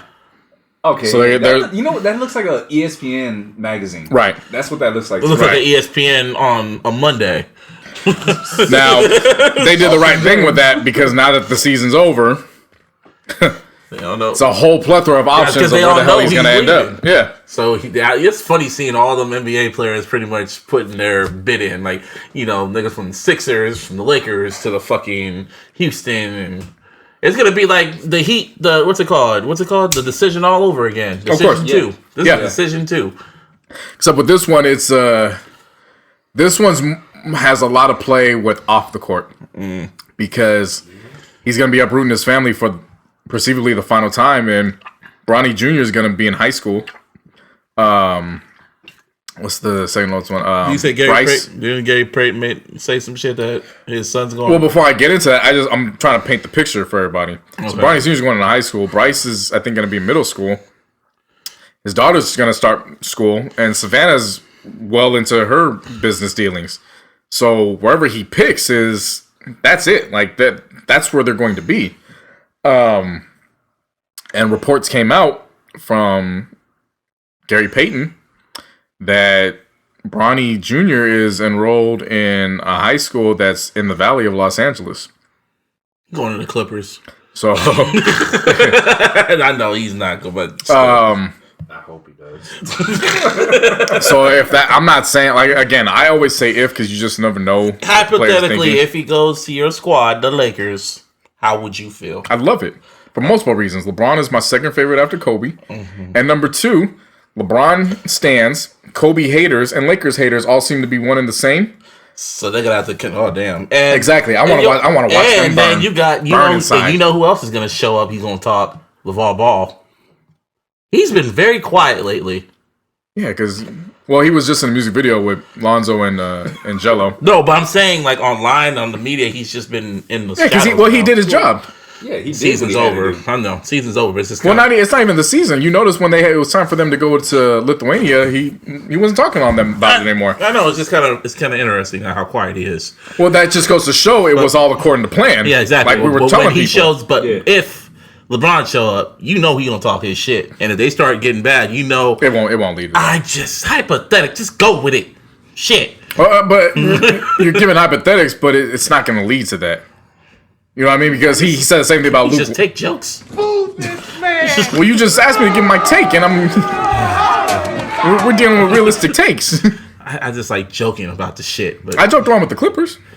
Yeah, but still, I didn't go that far. But the Clippers are a joke. So period. Well, they're only a joke. They're only a joke because after they did the Blake Griffin trade, when the reports came up, they're trying to clear space for LeBron. What if that nigga really PR team came out 24 hours later and was like, "Yeah, he's not going to the Clippers." He said he would never go to the Clippers. He said, "I would never go to the." But had that not gone in, I would have for sure thought that they would have been in play for him. But he could still go to now Houston. But that's what I'm saying. Like Houston makes sense, Philly makes sense. But the Lakers also make sense from basketball wise, and it actually cancels out why it would make sense in Houston and Philly as well. Mm-hmm. Because when you bring in the Lakers in comparison, it wouldn't make sense for Philly because as soon as he starts driving in the paint, it takes Embiid and Simmons out their games. Simmons can't shoot outside 15 feet. Exactly. And you want Embiid close to the hoop, not far away from the hoop. Well, he could shoot threes though too. I mean, I'm not saying that's his, forte or whatnot, but he can do that. Exactly, but it will turn him into Chris Bosh almost. Right, so there's a little conflict of how they gel. But he needs to be surrounded by superstars. When it comes to Houston, definitely makes sense until you start thinking about the money and the finances. CP3 said he's not taking pay cut. He wants the max. They still have Ryan Anderson's contract on the books. Nobody's taking Ryan Anderson in a trade. They ain't thinking about no damn rings. They want their damn money. So that's sad. That's what I'm saying. So now that you get into comparison with the Lakers have the resources financially to do it. Stay in Cleveland. Please. They have the resources to do it financially, and the talent, when healthy, definitely could have made the playoffs this year when healthy, because the talent didn't. I think they only played like 7 games with each other because everybody was always hurt. Now the more I'm thinking about it, it's like just stay one more year in Cleveland. You just get that ass whooped one more time in the finals by whoever. Not even the Warriors. Make it be Houston next time. Just make it. I'm just starting to realize that if Houston went to the finals, that shit probably won at least 5 or 6 games. With the Houston I'll definitely say 5. 5. I'll definitely say 5, but I can't say anything more than that. I mean, the team that LeBron had around him was pretty trash. Yeah, but I could also say the same thing with Houston in terms of Harden himself. He always shrinks up when the lights are the brightest. Yeah, that's true. Well, that's the reason why he didn't make it. Right. Yeah, that's why I'm still shocked he's going to get MVP. Just after that performance he had. Well, but you got to remember, MVP is the season. We don't count the I know. playoffs. Just that's when everyone looks at you. When everyone looks at you, that's when he bitches up. Right, but in the season, he had a hell of a season. That's we're gonna go into again. Every time because Harden's gonna get MVP. So Harden MVP, Westbrook, and then Durant 2 MVPs. You telling me all these MVPs were on one team and that got all fucked up? Yeah, GM's sick. I done said that many times. I just like saying it because it's so crazy to see. Just Sam Presti's sick. Shit. It wasn't Harden like the sixth man or something. Like he was like coming from the bench. Yep. Damn, they probably would have went to the finals. They literally blew it up after they went to the finals. The year after they went, they blew it up. They got rid of Harden. Just months after they went. Anyway, 76ers.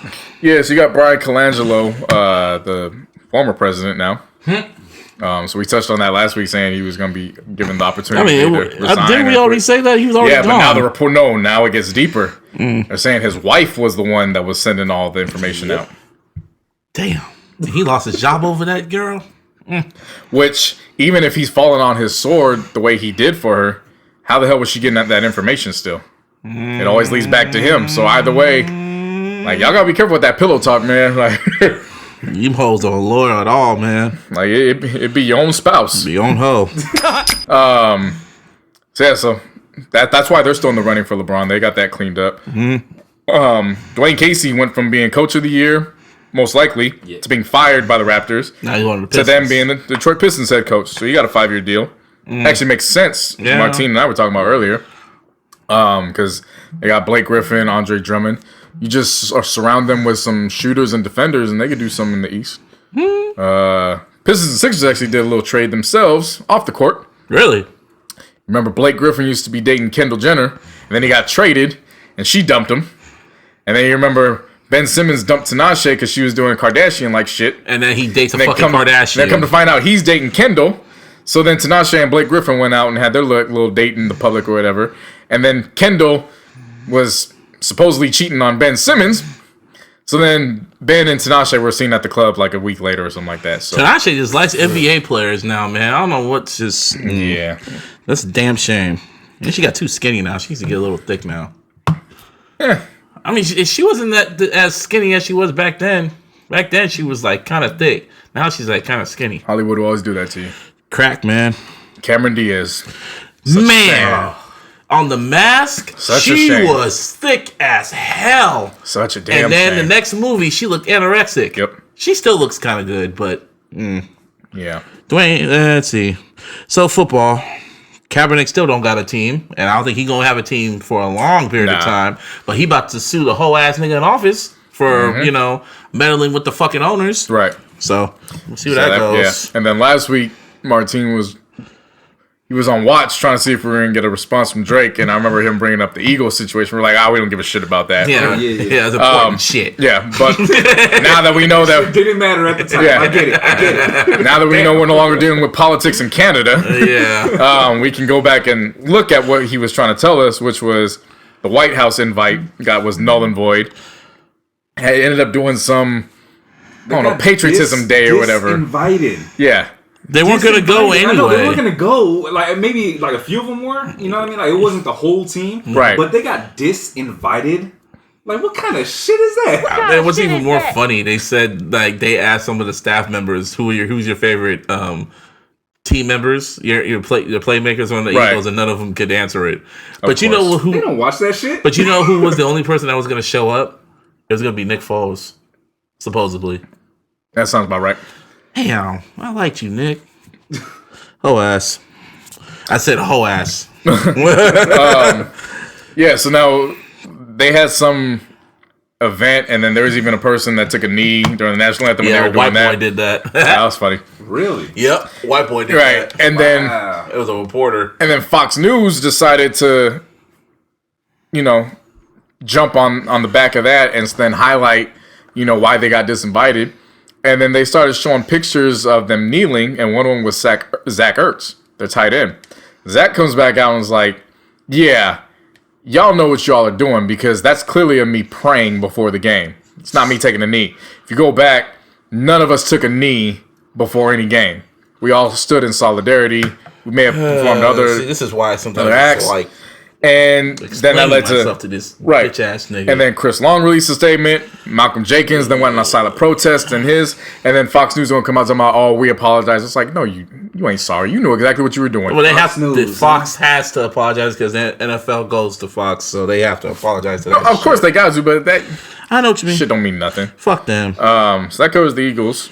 Niners. So can we talk about what's going on with the Patriots first? Or that rumor that you sent me? Nah, because this is the perfect way to get into that. I guess, nigga. I mean, you can go from hopeful to bad, but I was trying to go from bad to hopeful. Does it matter? Yeah, just go. Well, linebacker Reuben Foster, so he obviously beat the case with the woman, but he still had the gun charge. Yeah. So now Be a good boy, Reuben. Be a good boy. Don't go to no clubs. Stay your ass in the house. He's looking at 2 years probation. Don't smoke no weed. And as a result of that, though, he's still liable to get suspended because he's still watch what's his name do it anyway. Whole ass Goodell. He's still gonna fucking do it. He did that to fucking the Cowboys. Right. Yeah. So he can probably do it. And even though was Ezekiel, even though they said that chick there was evidence saying he had nothing to do with it. Yeah, but he wasn't helping his own cause. He was pulling women's breasts out at he was parades and dumb shit. Basically. Yeah, like just last week he was in a damn club with a damn dildo hanging out his fanny pack. Ezekiel Elliott? Yeah. What the fuck? Exactly. How did you know that? They posted the picture up on TMZ. It was everywhere on the internet last week. I even hit my Cowboys fans like, yo, what's up with your boy? And I was like, yo, we passed up on Ramsey. That's all I can say. So exactly. Don't use him as an example. That's a poor ass example. I did not know that. That's why I don't pay attention to what players are doing during the offseason. I just found out Frank Gore signed to the fucking Dolphins. Mm-hmm. Yeah, it means he went back home. You better come back home and retire the jersey over here. That's all I got to say. He already said he's going to. There you go. Yeah. He should have just signed back over here. Fuck it. We didn't offer him a contract, unfortunately. And every player in the NFL has a dream of playing in their hometown at least 1 year. Yeah. No, look at fucking what's his name? Lynch. So then that goes to what you were talking about with the Patriots. Yeah, I saw that rumor and I was like, what? So Tom Brady, I guess he just figured out that he has balls, and after that, he's got juice. He had the juice. Well, he found out he had the juice when it was 28. When he came back from 28-3. If I come back from being 28-3, you can't tell me nothing. Nah. If you're Belichick, if you're Lombardi, if you're Madden, you can't tell me nothing. You saw what I done did. So. You say the rumor about what the rumor that was coming out of the Patriots headquarters. The report was that Belichick was going to trade Gronkowski to the 49ers. It was on one other team, but they don't matter. Well, it was the Niners and another team. Don't matter. It's just the Niners. All and word got back to Tom Brady, and Tom Brady, they had a meeting with the owner, Bob Kraft. Told him, you do this move, I'm retiring. It's as simple as that. And it put Belichick in a bad spot because he already traded away the guy that was going to take over for Tom Brady. So, of course, that deal doesn't end up happening. They said it was fake. They came out, but I swear to God, if my phone came up from I looked at the phone and it said Rob Gronkowski gets traded to the San Francisco 49ers, I would have ran down the street butt ass naked, just like a crackhead. I'll be here doing that episode. Oh man, I would lose my damn mind. I was like, oh, Super Bowl, period, or someone gonna die. I'm serious. Like what? How did Lynch pull this off? Like shit. But Tom Brady, man, I felt this. They're not going to be the same this season. Something's going to happen over there in New England. I mean, it's already started because Julian Edelman suspended the first 4 games for PEDs. Yeah. So I don't think Belichick even wants to still be there, to be honest. Nah, he's ready to go. Edelman was hurt though, right? Like last year, he was hurt. Yeah, when he tore his ACL. Yes, so but the PEDs help you, what you call recover exactly. faster. So I mean, it just goes back to the drug testing they got. Yeah. What they're testing for. Because the thing happened with Marcel Reese, his final year with the Raiders. He was recovering, or he was taking something, and his body ended up making what they classified as PED. Oh, it wasn't that he took it; it was his body. Didn't Ray Lewis end up using that shit too? That's how he came back so quick. The deer antler spray. Yeah. Fuck him. Whatever. And you know who wants to say fuck him is the fucking Hall of Fame to T.O. After all them years of not letting him in to the Hall of Fame, he said, you know what? Kudos to Terrell Owens. He said, you know what? I ain't gonna show up to that. I'm gonna let you. It's Terrell Owens. Terrell Owens, whatever. He said, you know what?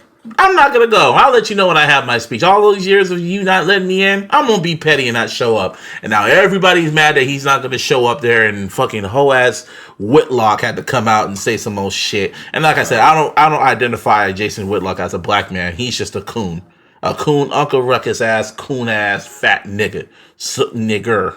How about that? There's definitely a lot of people who are upset about it, and I'm like, yo, blame the media. They tried to vilify him. They tried to out petty somebody that's made his career off of being petty. Yep. What you think was going to happen when you finally let him in? He was just going to accept it? Watch him still show up anyway. That'd be some funny shit. Like, I was just fucking around. I'm gonna be here, but I'm gonna talk shit about everybody up here. But this is gonna turn into a roast session. But see, this thing That'd be so sick, though. That'd be hilarious. But this whole situation just goes to show how out of touch this whole voting process is. Like, we're leaving the voters of this to be the morality police. Fuck out of here. What's their credentials? How do I know they ain't stealing, cheating, and lying their way to the top or whatever? Like, you're trying to, and all it is that, well, he wasn't the best in the locker room. I'm sorry, that's not why we're here for the Hall of Fame. That has nothing to do with the numbers. Mm-hmm. Numbers show he's Hall of Fame worthy. Yeah. That's why they didn't let Pete Rose into the Hall of Fame for baseball because of all that shit he done. They don't want to discredit. Pete Rose was on some other shit though. Pete Rose, he gambled on the games. Yeah, true. That's kind of different. But he broke stats though. Broke stats, but he killed that shit. Yeah, his was influencing whether they were gonna throw games or not. Yeah. Which even though it's hard to do in baseball, I mean, you give any probable cause on that, you're up for it. Yeah. Which, I mean, it can come back in. I know, I was just trying to make an argument, but I was just like... You actually do have an argument when you bring it back around, and now you never know. Since the NBA got gambling legal, you never know which is the next one to follow. Who's going to throw games? What if LeBron throws some games? Well, no, it's not about throwing games. It's which league is going to follow suit. Oh, yeah, true. But yeah, so back to... T.O. and Fatlock. Matlock. So he's talking about, oh, you're gonna be a bad teammate. You were a bad teammate when you played. Now you're gonna be a bad teammate to the Hall of Fame. Which to me, I'm like, well, when's the last time anybody in the Hall of Fame called O.J. Simpson? If you really want to keep it buck, whole ass. So whatever. So then T.O. gets word of it and say, hey, anytime you want, we can go eat donuts.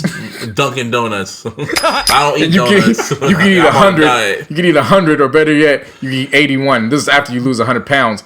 And then he said, let's do it. Michael Irvin had something to say about him. So then that's when he said, yeah, we go get some powdered donuts because, you know, Michael Irvin likes the powdered substance. Ow. Yeah, man. Yeah, fuck him. Hey, T.O., man. The guns was blazing, boy. See, regardless of what he did with the guns Niners, was smoking. man, See, I really want him to go to the boom, boom, boom. He's gonna probably show up, and it's gonna turn into. He's gonna thank everybody, and it's gonna turn into a real session. T.O. has a lot of petty left in him. He gonna talk shit about McNabb, Melucci, fucking who else? Who else pissed him off on the way out? Garrett. Who? Jason Garrett. Oh, Jason Garrett. Yeah. Mm-hmm. He gonna talk shit about Jerry Jones. He gonna talk shit about everybody. Actually, he's cool with Jerry Jones. Mm-hmm. Okay. But Jason Garrett was the one that he couldn't. That's what I've been telling. That's what I've been telling you this whole time. It's not Jerry Jones. It's the coaching staff. The consistency of the coaching staff. They're consistent when everybody leaves. Like I'm saying, Cowboys have all that talent and then still be 8-8. I don't get it, but whatever. But this is why I don't get. It's not football. We're in UFC now, and we don't talk about UFC on here. But when it comes to wrestling, CM Punk, his second fight. This was his second fight in 2 years, JC. It don't mean much because I heard what happened.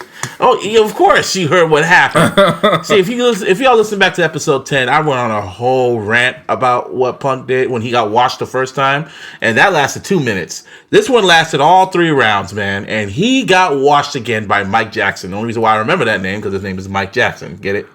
Michael Jackson could have been in there, and I'm not just talking about Michael Jackson alive. Michael Jackson dead. The zombie thriller Jackson could have whooped CM Punk's ass. Is that bad? Huh? Was that bad?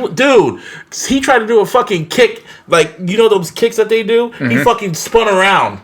Hella slow. Mike Jackson, as soon as he spun around, Mike Jackson could have just popped in his fucking head, he would have dropped. He took it easy on him. He was toying with Punk, dog. And CM Punk is like 39 years old. Damn near 40. And it's just sad. The part when he was on the ground, old boy wasn't even looking at him. He was just punching him. While just not even was like, really? This is really fucking happening? And I was watching it. Like, that's disrespectful. It was. Damn. I was sitting there like, damn, Punk. And I mean, in good news, he won his little lawsuit with the WWE. Like he's, I guess the doctors tried to sue him for the podcast he did when he talked shit about him. Okay. And Punk won that shit. So I was like, okay, good for him. But he got squashed again. This is his second fight, and he really should not come back to UFC. He should go right back into wrestling. I've talked about it once. I don't really feel like going really into it again, but. Remember all the shit we used to bring all the time? The stupid motherfucker of the week? Of course. Well, CM Punk is a stupid motherfucker of the week 2 years in a row. I had to bring that back just for him, you stupid ass nigga. That's about it on that. Oh, man. Yeah. We got some final notes. Let's run through quick. Actually, there's pretty sad now. Yeah, there's a few passings that took place. So, of course, we went on right after, learning former 49ers wide receiver Dwight Clark, he had finally passed away. The one who did the catch, man. Then you had Kate Spade, and a fashion designer. And what's his name? And then you had Anthony Bourdain, who, the famous cook on CNN, committed suicide. Yeah, both of them committed. Yeah, that's crazy. I don't know what's going on with mental health in the industry, man. But shit, man, you all need that help. Talk to your friend. Talk to a doctor. Pretty sad. I didn't know Anthony Bourdain was like that, really popular like that. No, I didn't know either. That's why when everybody was, I didn't know who he was. And obviously, I've said this on air many times.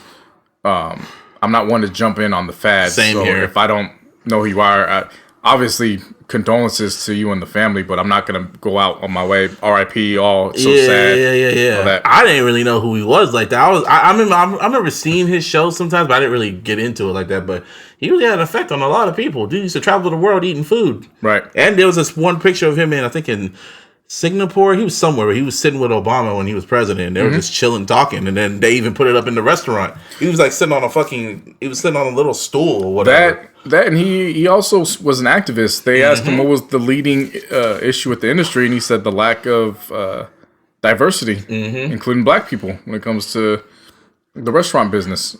So he was definitely up on that.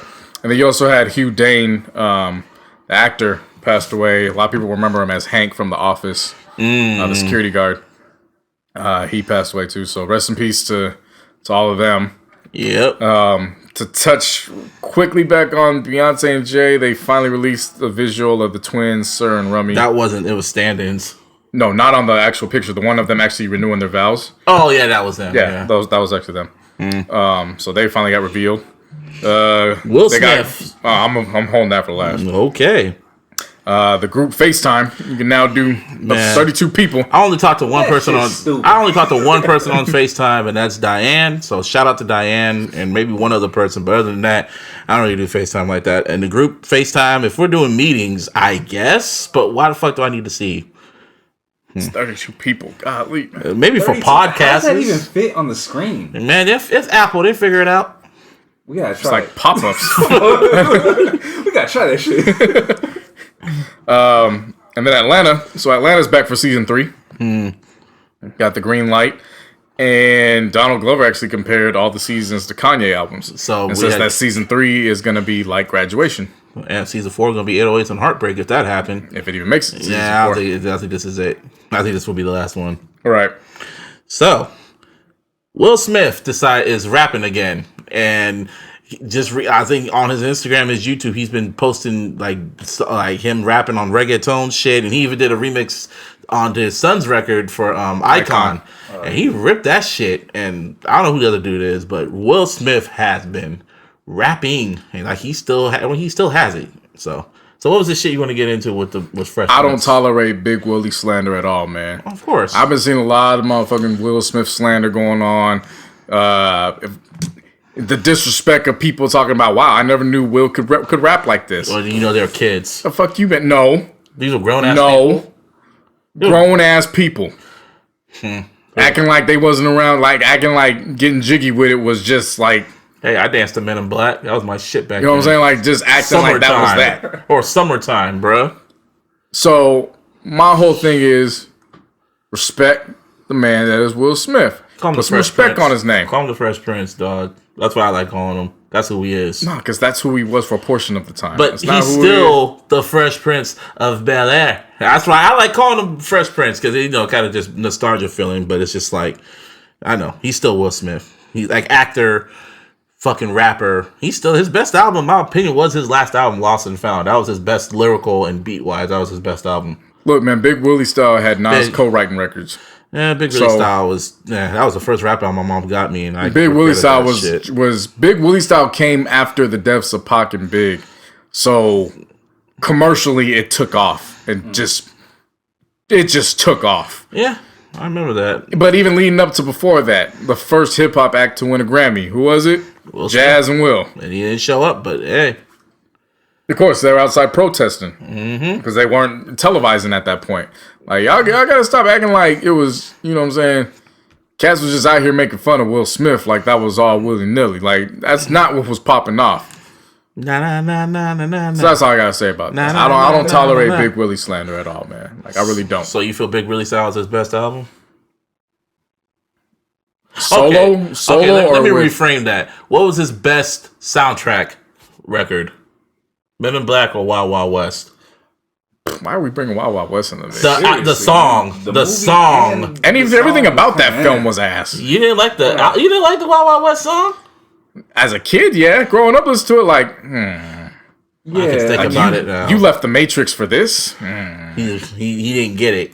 He saw the check for Wild Wild West, and he's like, I can switch this. Can you imagine if he was in the Matrix? He tried to do a soundtrack for the Matrix. It wasn't about just doing it. It was everything. He literally chose Wild Wild West over the Matrix. No, period. But he said he just didn't get it. But I'm just saying he didn't see how he could flip it into more revenue for him.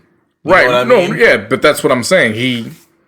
To me, it's the same thing that when Shaq didn't invest in Starbucks. You didn't think black people drank coffee, and now look how that's played out against them. True that. But yeah, I mean, who knows? If he would have did the Matrix, we wouldn't have got those 2 sequels. No, they were coming regardless. But I don't know. But Will Smith probably wouldn't have signed because he didn't come back for Independence Day 2. Because he wanted to bring Jaden into it. See how trash that script was? Oh my God, that shit was trash. That movie was trash, period. It was like they just went off the first draft and went with it. He ain't got an issue doing sequels because we got about to get Bad Boys 3 in a year or 2. After how many years? It'll be, by the time it drops, it's almost 16 or 17 years. After Bad Boy 2? Bad Boy 2 came out in 2003. Holy shit, it's been that long? Yeah. Shit. We old. No, okay. Okay, so I guess Men in Black wins then, huh? A landslide. He didn't even do a song. I don't even know if they had an Independence Day soundtrack. They didn't, but I know there was Men in Black, and then there was Just Cruising. That was on the soundtrack. Of course, yeah. Man, the Men in Black soundtrack is kind of... And it had Destiny's Child on there. And Alicia Keys was on there, too. Yep. Yeah, that was before everyone even knew who Alicia Keys was. And JD and Snoop had a record on there. Nas was on there with Escobar 97. I remember that one. Man, that's taking it back. I didn't even know who that... And it was a clean album, too. So Nas was like, shit. Yeah. Good ones. Good times. Lost and Found still a good album. That was good. Yeah. I think Ludacris. What was that song he did? I forgot. I'm just an icon living. I think they finally put that on Apple Music now, the remix. Oh, did they? I hope so. Shit, I love that shit. Anyway. Rightfully so. So, this is episode. Y'all got any final notes? Final things to say? I don't think we did any Elijah polls. I did one. I asked which one you think is a lie, LeBron breaking his hand or Drake's response record. Everyone said Drake's response record is a lie. They're both true. The question was it enough to destroy the careers? I think that's what it boils down to. No, it's not. I believe there's this record out. I just don't think it was good enough. You know that one dude that went to jail that had the Wu-Tang album? Yeah. Yeah, a report came out that he released a statement congratulating Lil Wayne for releasing, Carter 5 and all that shit. But he said that he got a USB drive, and on that USB drive are 10 reference tracks that were supposed to go to Drake, and a few of them were the response records, but they were reference tracks. So you telling me? So they were waiting back long ago after Exodus 23:1 to. He said he's according to him he could just be trolling and lying because he's in jail now. But you telling me he's been trolling this whole damn time. But hey, 10 reference tracks just for shits and giggles. You telling me Ghost Rider's writing your reference tracks for Pusha T? Drake had a time because Lil Wayne performed the Summer Jam. He could have came out and put Kanye and Pusha T on the fucking Summer Jam Nobody screen. cares. Well, it would have been a moment. Would have been a moment in New York. For what? So because he. Hey, you don't respond back on record, so you come back like weeks later. Nobody's heard from you after they told you to dead the beef, and now everybody's dead it, and now you want to come back and restart the flame. Yeah, like no, I'm like buying that. It's not how we play the game. Man, hey man, he changed the game. He fucking released a statement mid-battle. That's a new rules, bro. And that's why we caught an L right there. That's what waved the white flag. That's what everyone knew. He had to take an L when he released a statement. Right, that was just damn. I'm still thinking about that. That's the first battle where you had to release a statement. You got your ass chewed out so bad you had to release a statement. That's not true.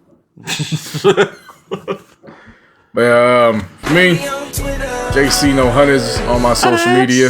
On Twitter, Instagram, and all that good stuff. Oh, and we finally got the like page for the podcast on Facebook. Yeah, check that out. And this is Mr. Busby, Mr. BUSBY 4 lowercase 08 on the Twitter. So follow me on there if you want. You don't have to say yours, Martine. No, I'm good. Okay, he wants to be. He wants to work, y'all. Nah, it's Beats Be Killing Them, all one word. And if you ain't know that Beats Be Killing Them, Be Killing Them by the name Venomous Beats, also, or Venomous, however you want to go about it. And believe it or not, I actually got a little project on the way. Oh Hey-o. shit! Yeah, 8/24. Air the horns. Kobe Day. That was done on purpose. Yep. It's definitely done on purpose. Damn right. Hey. But yeah, I think that's about it. So Nas dropping, J Rock dropping, Some other niggas dropping. Incredibles 2 coming out. Yep. Ooh. Yeah, kids, don't go opening night. Stay your asses at home. This is for adults. Yeah. We've been waiting 15 years for this shit. So, yep, and that's about it. So, fuck Jed York, and we out. Peace.